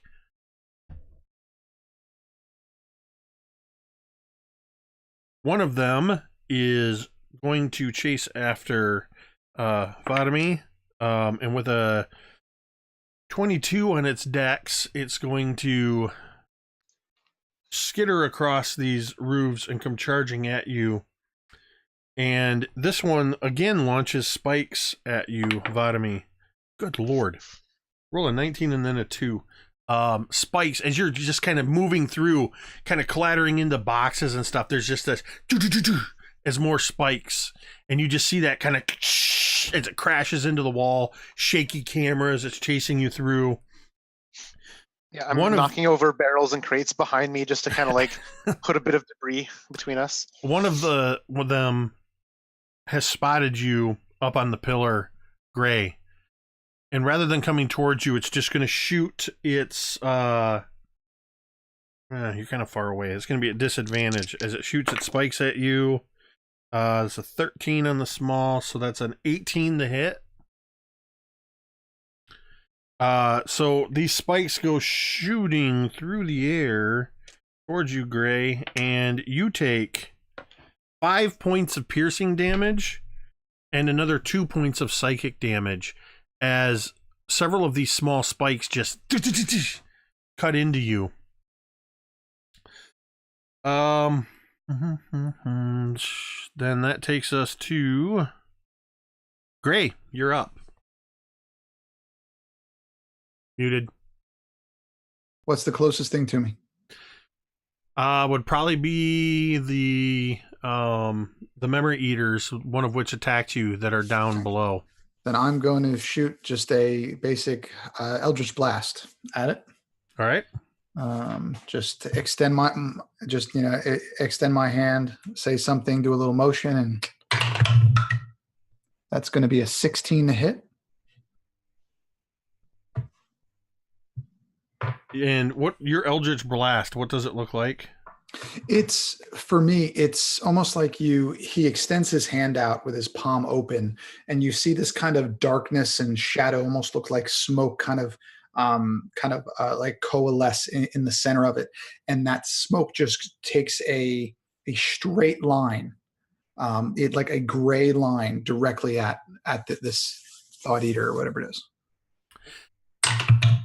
And as this desolation infused Eldritch Blast seems like it strikes the Memory Eater, it just sort of and absorbs the essence of this Eldritch Blast. Mechanically, that was a miss. Oh, okay. 16 was a miss, you bastard. We're gonna die. It is now the mind drills. One of them comes rushing up to actually, I take that back. It doesn't come rushing up. It's the one that fired off that shriek that hurt you so. Does not recharge. It moves deliberately towards you, Brahm, where you are engaged with this smaller Memory Eater. The mind drill, it rises up with two of its sharp claws as it comes down in an attempt to pin you.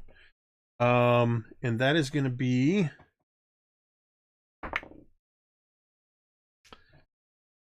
It's a 9 on the die, so that's a 16 to hit you. That just hits me.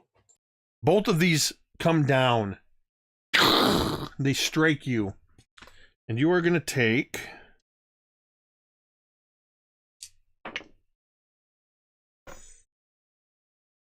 You are going to take 14 points of piercing damage.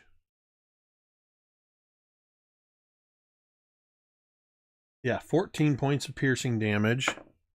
And 2 points of psychic damage. And I need you to make an intelligence saving throw if you are still conscious. I am not. So you automatically fail this saving throw. But it doesn't matter, you're unconscious, so you can't be stunned. So Vadami would not see this. From your vantage point, Gray, you would see, and Chesser, as you're running towards this action, you see this. I love this camera angle, so I like putting it in my role-playing games. It's that wide shot that kind of, there's action everywhere, and then it just kind of shaky cam just goes as this creature rises up and pins Brahm to the ground, and you see a spray of blood as Brahm falls limp to the ground. And nope, it can't do that this turn. Can we use a domain die to have him re-roll that hit? Or the guy that just killed him? Can we have him re-roll that hit? It will cost you 2 domain dice to re-roll. Force me to re-roll. Guys, what do you think? We don't want to lose Tim. I mean, he's ugly, but who cares? On, though, right? Like, this is your chance to rewrite history. Do the die go from session to session, or they carry over? They do carry over. Okay. I burn them. Exactly, like burn carry over. Burn them. Why would we? You know, it's 2 to 1. Bring him, re-roll against him. It's not even. I was gonna say it's not even a community vote. It's just whoever says to use them. So we're gonna re-roll that attack. This may have just been a marrow infused memory. I'm gonna use the Atcon D20. Oh boy. With the +7 to hit, that is now an 11. Ha! Chesser, for all intents and purposes, you are positive that you just saw Brahm get pinned to the ground. There are 2 gouts of blood that shoot up into the air. Brahm, you were certain that you were about to be impaled. As, unfortunately, fortunate for you, the spiked legs come down into 2 dead civilians on either side of you, and it's their blood that shoots up into the air. But one of them was really close to you. So there's just that moment where you're just kind of looking as you realize how close to death you just came. And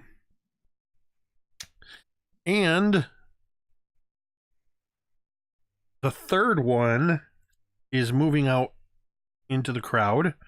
So that takes us then to, let's see, that was this. So that is Brahm. You are up. Whew. I'm going to say because of its size that the Mind Driller has actually pushed the Memory Eater out of being in engagement with you. So you are only engaged with the Mind Driller that is now standing over you. Killer. So, as I see this blood spray, I grab my mace and I whisper something to the Titans. I whisper something to the thing that I draw my power from, and I know that it's real. And I whisper this word in Titan speak, and this blinding yellow shield surrounds me, and it has these runic, almost like arcanic circuit boards just of light surging through it. And what I am doing mechanically is I am casting Shield of Faith on myself. And so for 10 minutes, I get a +2 to my AC. So my AC now is 18 as I lay on the ground. And that is actually a bonus action. Yep. So what I will also do is I'm going to use my just my standard attack. I'm going to use that same mace, and I'm going to just drill this thing that I'm engaged with that's right next to me. That is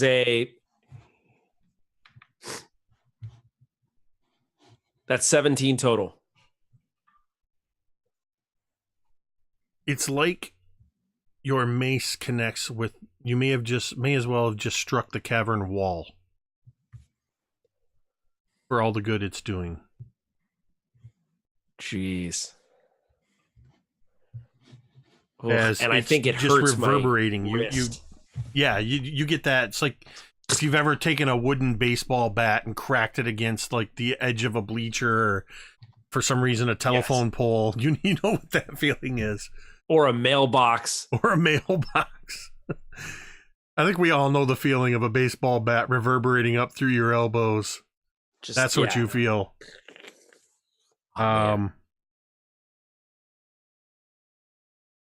The ogre has now rushed up to the illusion and has impaled it, or so it thinks, and is actually just sort of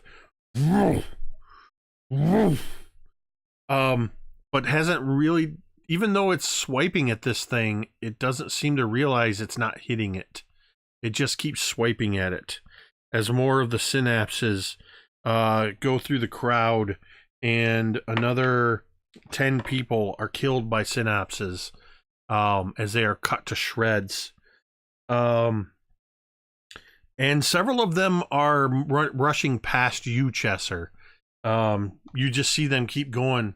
And you can only hope that you've done your job lighting the signal flare, as more of these things are moving from the sluice along the river towards other communities. It is Vadami's turn. You are being pursued by a Memory Eater. So it comes crashing behind me. I can kind of see it like kind of sliding on the smooth stone, and I'm like pushing barrels and crates behind me as I just run full hoggedness. And I'm hoping that there's gonna be like a brief moment where like there isn't like a visual connection between me and this thing chasing me. And as I like kind of look back and I can't, it's just quite hidden. I kind of like duck down and I cast a spell around me as I kind of like whisper and make little hand gestures. And for all intents and purposes, I am now a barrel as I cast Silent Image to make myself look like a barrel. I want you to make a dexterity check to see if you can hide. Make a stealth check. And it's going to be opposed to its perception. Nice. That'd be a 26. I'm not even going to roll a die. You just catch that perfect moment as you're throwing these barrels and crates and stuff, kind of shoving them behind you, and you just hope against hope as you drop down and make yourself appear to be one of these things, as there's just that as it just skitters past you. Just it did not see you at all. Then I just kind of wait for it to kind of like go out of earshot, and then I'll like creep back away. That'll be my turn. Chesser, in this round, you catch up to the fray. You see these 3 giant mine drillers. You see 5 of these. Well, actually, you see 4 of these memory eaters. And you see carnage everywhere, dead bodies. You see an ogre fighting with another ogre. You see people being thrown into the air, cut to ribbons. It's chaos everywhere. What are you doing?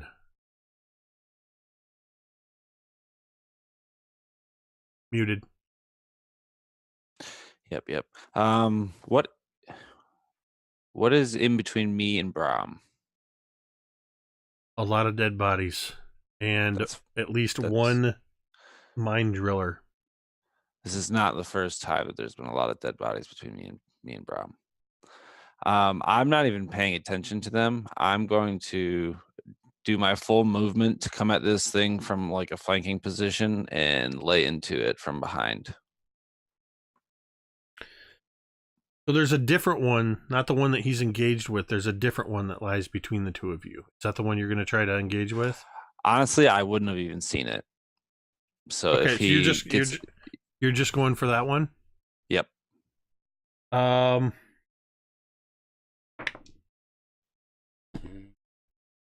It misses you as you go rushing toward the one that is engaged with Brahm. What are you going to do? And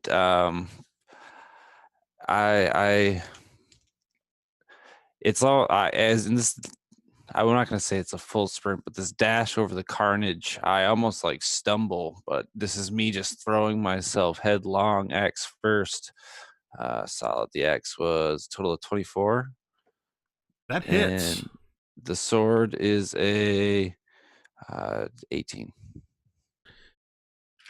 That does not hit. I almost feel like Chester would have expected this. His axe, though simple, like I said, is well made, and at one point was a gift, but I can't remember who gave it to me.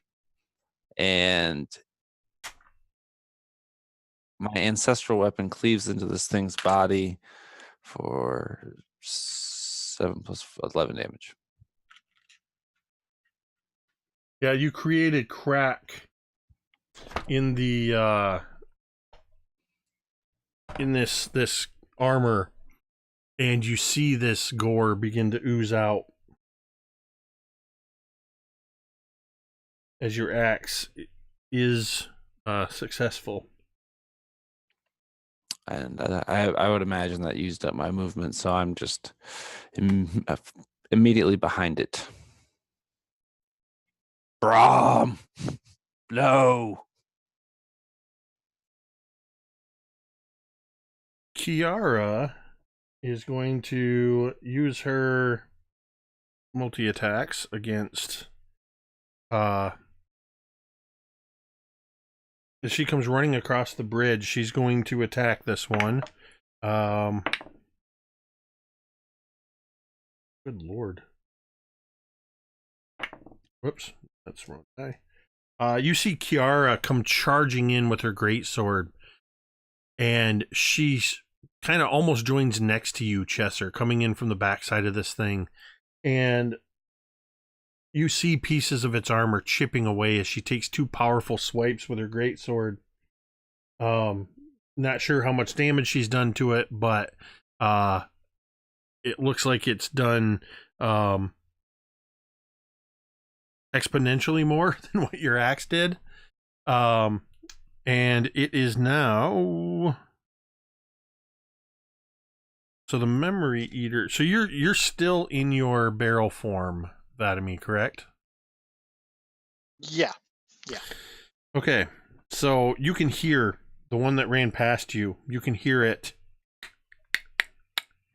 Its claws on the ground. And you can hear that sort of as it is going to smell you out. And I am pretty stinky, so. Oof. And it has advantage on Of course it does. perception checks versus smell. That is an 18. Want me to make a stealth? Or I want you to make a stealth check at disadvantage just because you said you're stinky. Yeah. Okay, cool. All right. Well, that's a 19 with disadvantage. Thank God for skill All right. bonuses. Well, Holy there's crap. enough other foul sense that this thing does not notice you. You do hear as it sort of.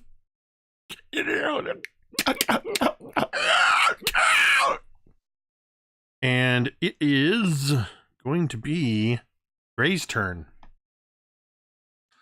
I'm assuming the ogre is what, 60 feet away from me now? The ogre is probably closer to 80 feet, having gone over to your illusion and fruitlessly attacking it. I am going to, from this perch, I'm going to do two things. As a bonus action, you're going to see me pulling something from my belt, just kind of waving my hands around and saying some kind of guttural stuff. And again, pointing towards this ogre, and you're going to see a glowing, like purple symbol appear on his forehead. Some kind of sigil will appear. What I'm doing is casting Hex on him. That's going to last for an hour. He's going to have disadvantage, let's say on strength checks or anything that involves strength. Okay. And he will also take an additional 1d6 necrotic damage after every round, as long as I'm concentrating. And right after that, I'm going to cast Eldritch Blast on him. Perfect. Since the Hex was a bonus action. So. Yep. And on the ogre, that's going to be a 13 to hit. I believe that just hits. Okay. And that's going to be 12 force damage. I imagine it just kind of hits him and just slams it into his back. I just imagine him kind of just lurching forward a little bit, not falling down or anything, but just getting smacked in the back by it. And then your hex damage?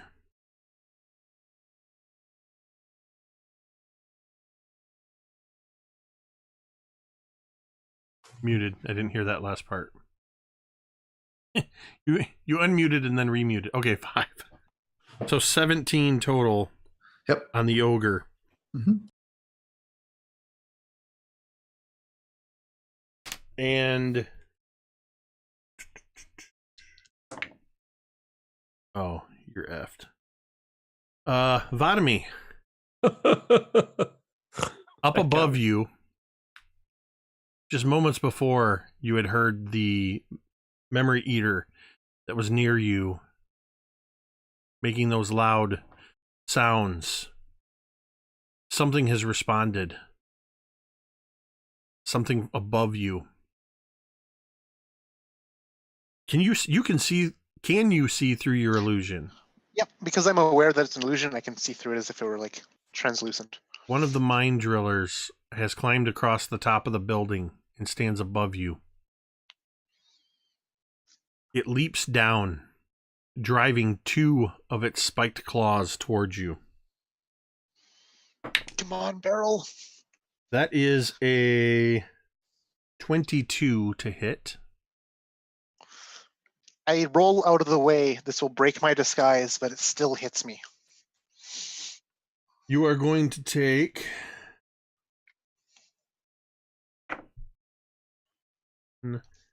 14 piercing damage plus 5 psychic damage. Okay. Are you still conscious? No, No, I'm not. Oh, The psychic damage would actually incur 1 death fail on me. wait, what? Because if you get hit when you're down, you take a death It's part fail. of the attack. It's not an extra attack. It's all rolled into that. The psychic and the piercing happen simultaneously. Yeah, So I am you're knocked ravaged. unconscious as this thing has punctured you, and none of your allies are around to witness it. Allies. Now, one of the other mind drillers is currently engaged with Kiara, Chesser, and Brahm. I'm going to roll a d4 with only, where is it? With only a 1 being Brahm. It's a 1. I was thinking that the greater threat might be behind it, but Brahm. Frickin' heck. First, I'm going to see if this recharges. It does, but it's not Of course going it to does. use it. Oh my gosh. This is going to be brutal. It's going to make 4 attacks against you. Oh my god. 2 of them will be at disadvantage. Where's your shield? Oh, of no, faith? I misread that. I am sorry. It is going to make 2 attacks against you. Yeah, don't forget that's an an or. 18. That's an or, not an and. It's and. So that's going to be a dirty 20 to hit. Of course. Of course it is. A 17 to hit. Nope. I have an 18. Because your AC is bumped up now. Yep, so 18. So the 20 hits. So you are going to take only... that's going to be 6 piercing damage and 5 psychic damage. I still stand. The third mind driller, Gray, you would see this from your high vantage point, has moved to the other side of the river. And you see, as in a similar fashion to Brahm, it raises 2 spiked claws down into the back of Will Alderman, piercing him to the ground. And then you watch as it leans over. And this is where the mind drillers get their name, as its mouth parts open and this drill-like tongue comes out and into the back of his head. And even from your distance and over the water, you swear you can hear the slurping sound as Will Alderman becomes a husk at this thing's feet. And we are going to go to Brahm. All right. So, how can I be hitting this thing? I keep thinking, like, what is it about this creature? And so I call upon the Titans and I ask them to bless my weapon. And so what I'm going to do is I'm going to actually channel my divinity. And I'm going to use my domain. I'm a war cleric, so I'm actually going to use my domain attack. And so what that does is it makes it so that I essentially get plus 10 to the attack. It's like You're still going to miss. I know, right? He's going to be like, it's like hitting a bleacher with a bat, but plus 10 harder. So I am going to use my channel divinity, still with the mace here. So let's try this. Okay. That's a 24. That hits. And I thank the Titans. Let me just make sure that this doesn't do any extra damage. Well, wouldn't he get advantage if we're 3 of us are around him for flanking him? I guess that's only rogues, isn't it? Well, technically, I mean, we could say that. I mean, I don't normally. I guess I don't normally think about flanking rules, but it is a rule. I only think of it because I'm going to say yeah. I'm going to say yeah. We got, There's a chance for Brahm to be heroic here. Roll again to see if you get a crit. That'd be awesome. Come on. It is not a crit, but I did roll 2 higher. Then you hit it 2 harder. I hit it 2 harder. And so, no, at this point, it looks like it's just to hit that channel divinity for my. I just shatter into it. Yeah, and now when I do use the attack action, well, let me look here. No, I guess that would be my bonus action. So, yep, that would be my turn. Boom, and I just for the damage on this thing, 9. All right.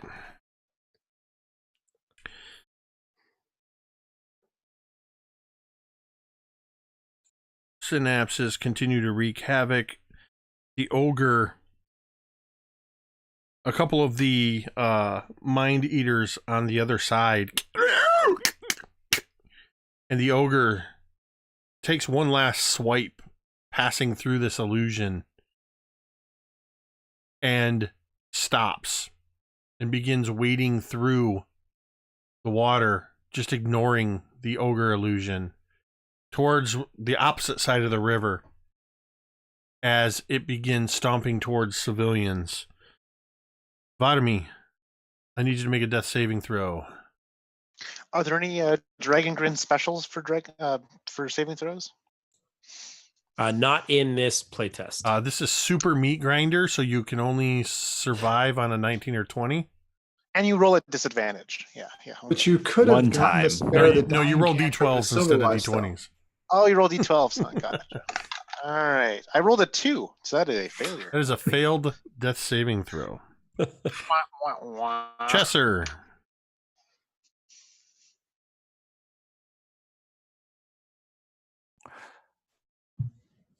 standing, I mean, opposite sides of Brahm, who I see is now standing up. My vision of the battlefield has expanded besides the the rims of what's in front of me.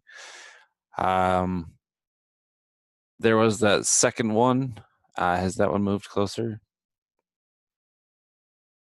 No, it moved further away from you. Okay, that's fine then. I'm going to attack this one in front of me again. For a 16, which I imagine doesn't hit. It does 23. 23 for the second. Yes, hit. I think this is +3. Yeah, so a total of 10 damage. As this, I tried to grip into this wound with my axe, but I guess I'm looking behind me as I check for where the second one is, but I just kind of puncture the wound with my sword in a thrust.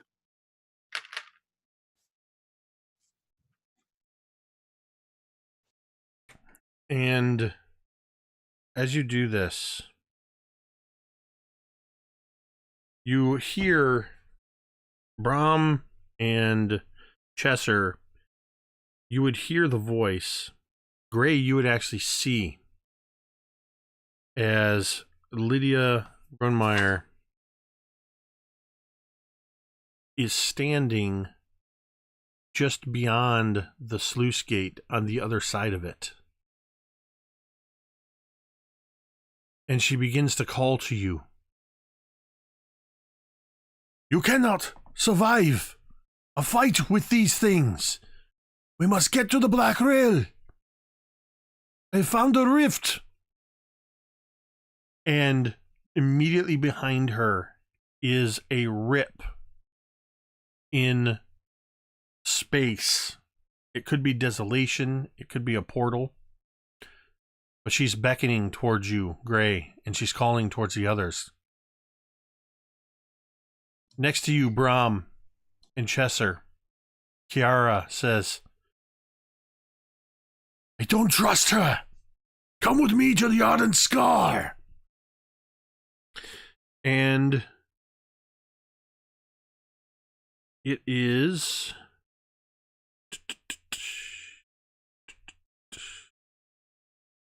let's see, that was Lydia. And then... All right, one of the Mind Eaters is going to attempt to clamber up this thing. Actually...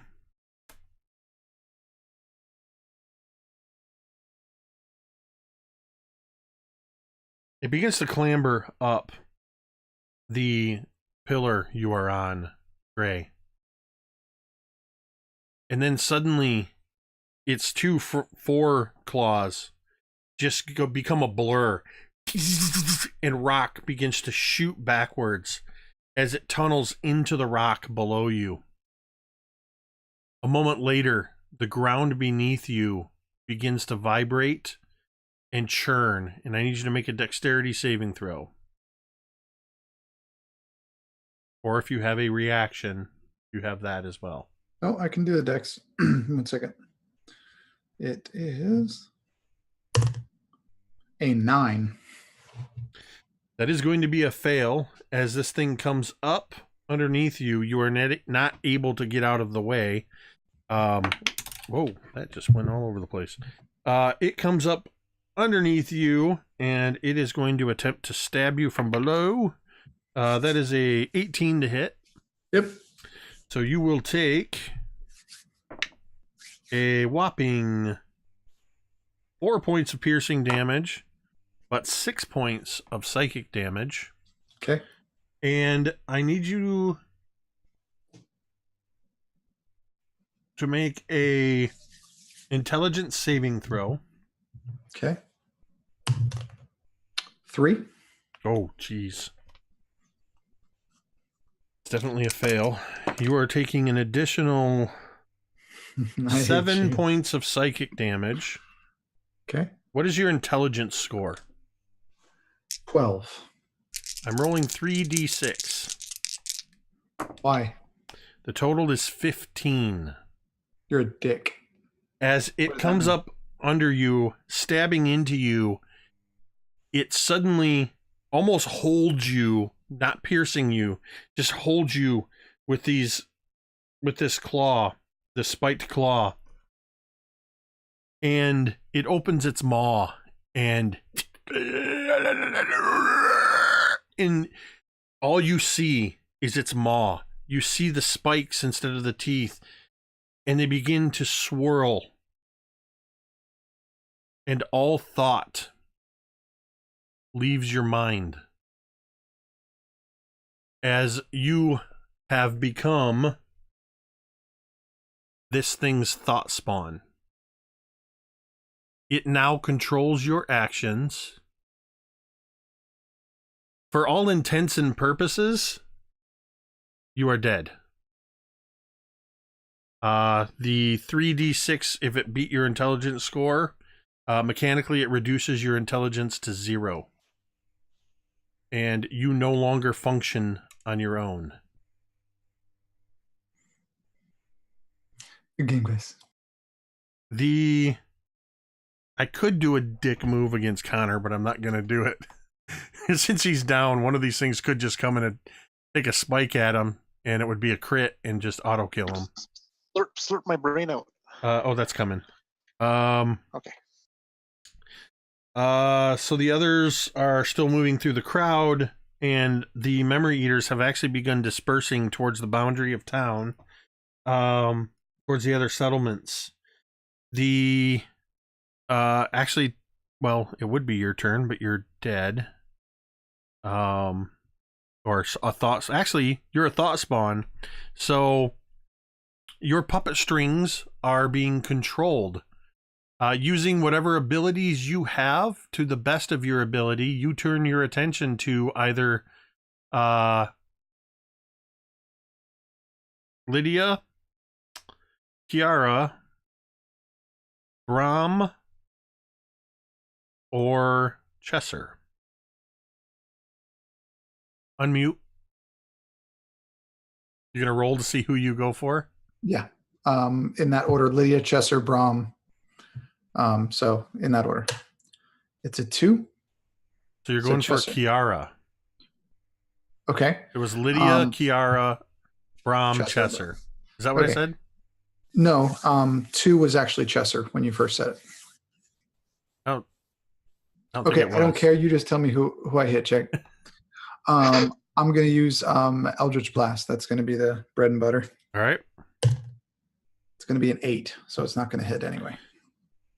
An Eldritch Blast streaks past, just missing Kiara and Chesser, coming from your ally, Gray.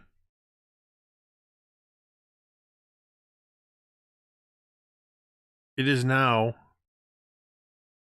the 2 mind drillers. This attack, it doesn't matter how I do this, this is going to be a critical attack on Vadami. But thematically, if you were still alive, you would take, or conscious, you would take 10d10 of psychic damage. Can you roll that? I want you to roll that. You want to know how bad it would have been? Where did my 10s go? That would have been we'll say that's a 12, a 21, 25, a 37, and a 48. Yeah, and then that kills me if I'm fully healthy and hale and standing. it basically what it does is the same thing it did to Will Alderman, as it drills in and drains your body and nobody knows. And now the last one, facing the 3 attackers. This time it is a 2, so odd or even is going to be Brom or Kiara. That's not Brom, sorry, Chesser or Kiara. That's Chesser that is going, as it spins around, and because you guys have it flanked, Brom, you get an opportunity attack for what that's worth. Killer.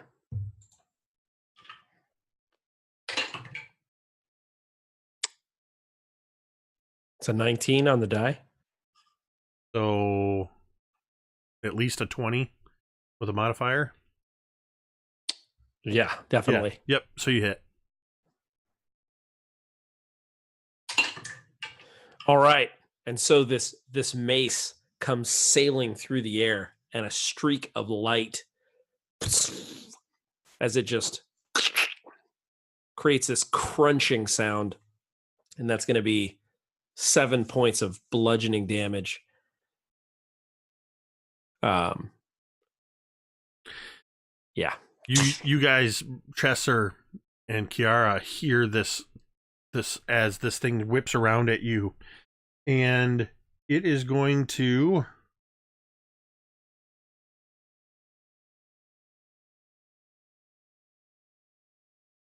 I think it's going to attempt. All right, odd as a pin, even as a multi-attack. It's a multi-attack.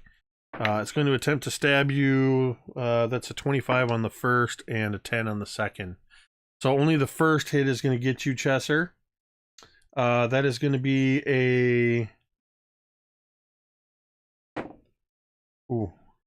That's a 14 piercing and 8 psychic.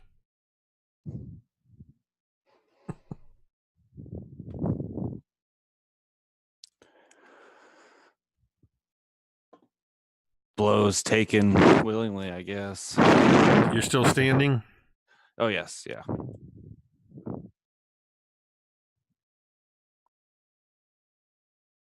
Rom, it's your turn. All right. So you've got Lydia still beckoning from the sluice gate. You've got Gray apparently attacking at you guys. There's no sight of Vadami. Chesser still in the fray with you, and Kiara is looking. She's got that look of somebody that realizes they're outmatched and we need to find a way out of here. I think I would side with Kiara because of my history with her. I would probably make a break for it at this point and attempt to follow her or rally up with her. And so I'm going to do that. Now, am I still engaged with this thing? Or technically, yes. It's going to have, if you attempt to disengage, or actually, if you disengage, it doesn't get an opportunity attack. That's what I'll do. Yeah, so you're going to disengage? I'll disengage. And then I will use my movement to get as close to Kiara as I can. It's a simple matter of moving around the thing so you can absolutely get to her. Perfect. And I do that. And what I'm trying to do as well is I'm trying to catch Chesser's attention. And I'll probably shout, Chesser, come on. Let's get out of here. We can't win this fight. As I'm parrying with this thing's knife-like blades. Right. And the sounds that it's making. I don't hear think me. the guttural noises. And it's your turn, Chesser. If you want to disengage or break away. Yeah, I'll disengage and run as well with Kiara. Kiara will also disengage. This should never have happened. Come with me. I know a way. And she begins leading you across the bridge and into the tunnels behind where the buildings are, away from the sluice gate. And quickly you find yourself running through the soft soil of one of the farming tunnels that gets smaller and smaller towards the back. And she appears to be running full tilt towards a section of crumbled wall. And she says to you simply, slide, as she runs towards it and drops into almost like sliding in the home plate. And she passes right through the stone as if it weren't there. And that is where we are going to end this session, with Brahm and Chesser making an escape, with Kiara, Vadami, an empty husk in the alleyways, and Tobias Gray, for who knows how long, a thought spawn. You better bring me back to kill them later. So, I will say that because I had to kit bash these monsters because there were no stats, I had to kind of say, what do I think Thought Slayers are? And my intention was that it would be an unwinnable fight. And the hope was that you would try to find your own way to not engage with them after realizing that they were nigh unstoppable. There's a couple things I would have done different. I'll tell you in a minute what I used for the stats here, or how I skinned them. I sent Matt Click. I kind of tipped my hand to him earlier today just so he could see what I was going to throw at you guys. But in hindsight, because of the way I skinned them, I think if I had to do it again, I would drop at least 2 points off of every one of their ACs.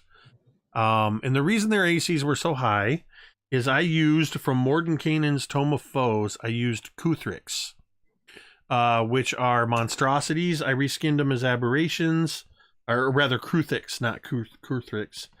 The synapses were young Kruthix.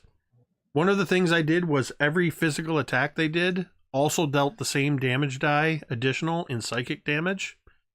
So the synapses, that's all they did, was an extra D4 of psychic damage. They were just meant to brush past you and kind of be the mass threat. The Thought Slayer Memory Eaters were adult Kruthix with an Intellect Devourer attribute skinned on top as their, instead of just killing you outright or dropping you to 0, they turn you into their thought spawn, which is also something just from the lore of Deadman.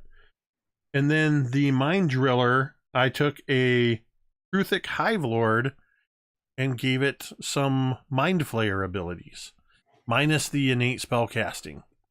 I took away its Acid Spray, and instead, basically, where a Mind Flayer can grapple you with its tentacles, stun you, and then suck your brain out, that's where the pin came in.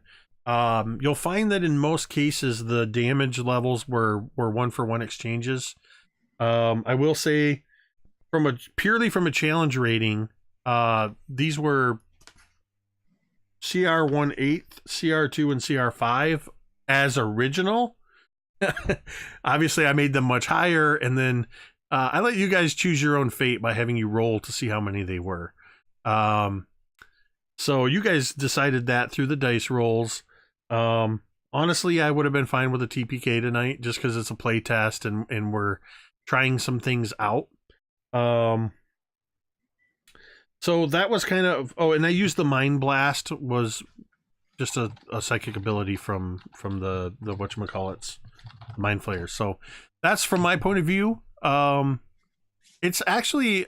I'm kind of interested to hear, just real quickly, I mean, it's a weird scenario to try to test out some of these racial abilities. From my point of view, it seemed like a lot of flavor stuff, so I don't know how you guys felt about it from a playtest point of view. I feel like the biggest part of the playtest was just like building a character, having them play. And that was, it felt like I was building a character. It didn't seem off or amiss in that respect. So it was fun to just like build a character that feels like a Dragongrin character, but still is completely recognizable to someone who's not at all familiar with Dragongrin as a place or a world, which would happen to be me.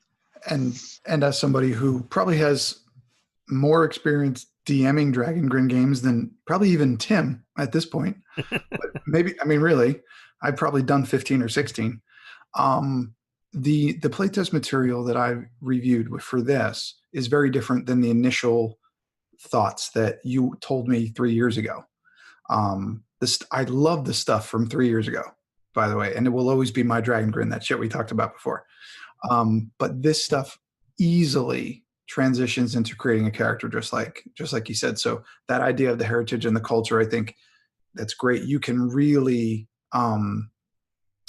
make your character unique and really, but that's an RP thing. And I think Dragongrin is not, from what I've seen and what I've experienced, it's a setting and you're creating a character to fit that setting. There's not a whole lot of combat mechanics. And with regards to the playtest, Jake, I didn't feel like I tested anything except for creating the character. So for the purpose of creating a character, yes, it was a successful playtest. You know how I feel about combat anyway, especially no-win combats. It's like, whatever. But you know that I feel that. But I think it was very successful in how the character is created. I think that was easy. I think that process that you've decided on works really well. And I think anybody who plays 5th edition could easily do that. And if that was the point, then I think it was a very successful thing.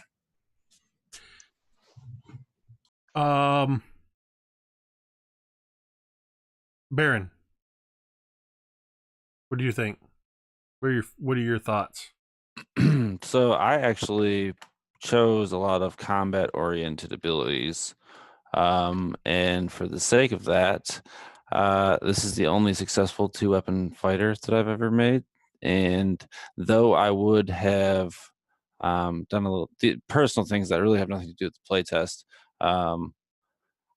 Serics are very hardy. This character can be tanky as hell, but very dexterous. Like I was wearing leather armor, but still had an 18 armor class. So it's versatile in opening up what you can do, especially with the ability to choose different heritages versus cultures. So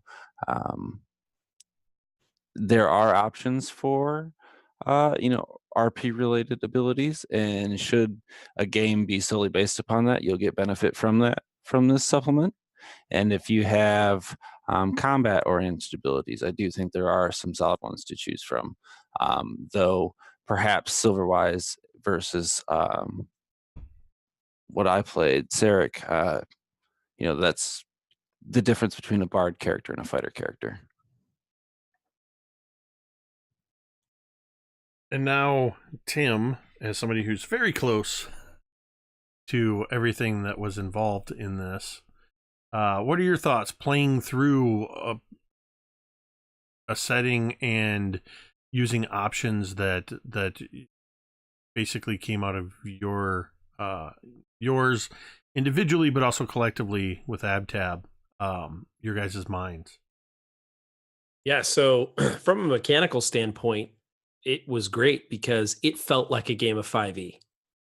And that was really important, and I'm really glad that was everyone's thought. And like Connor, as you mentioned, and Drake and Baron, just those things coming together make me feel like we've got the bones of something really good here.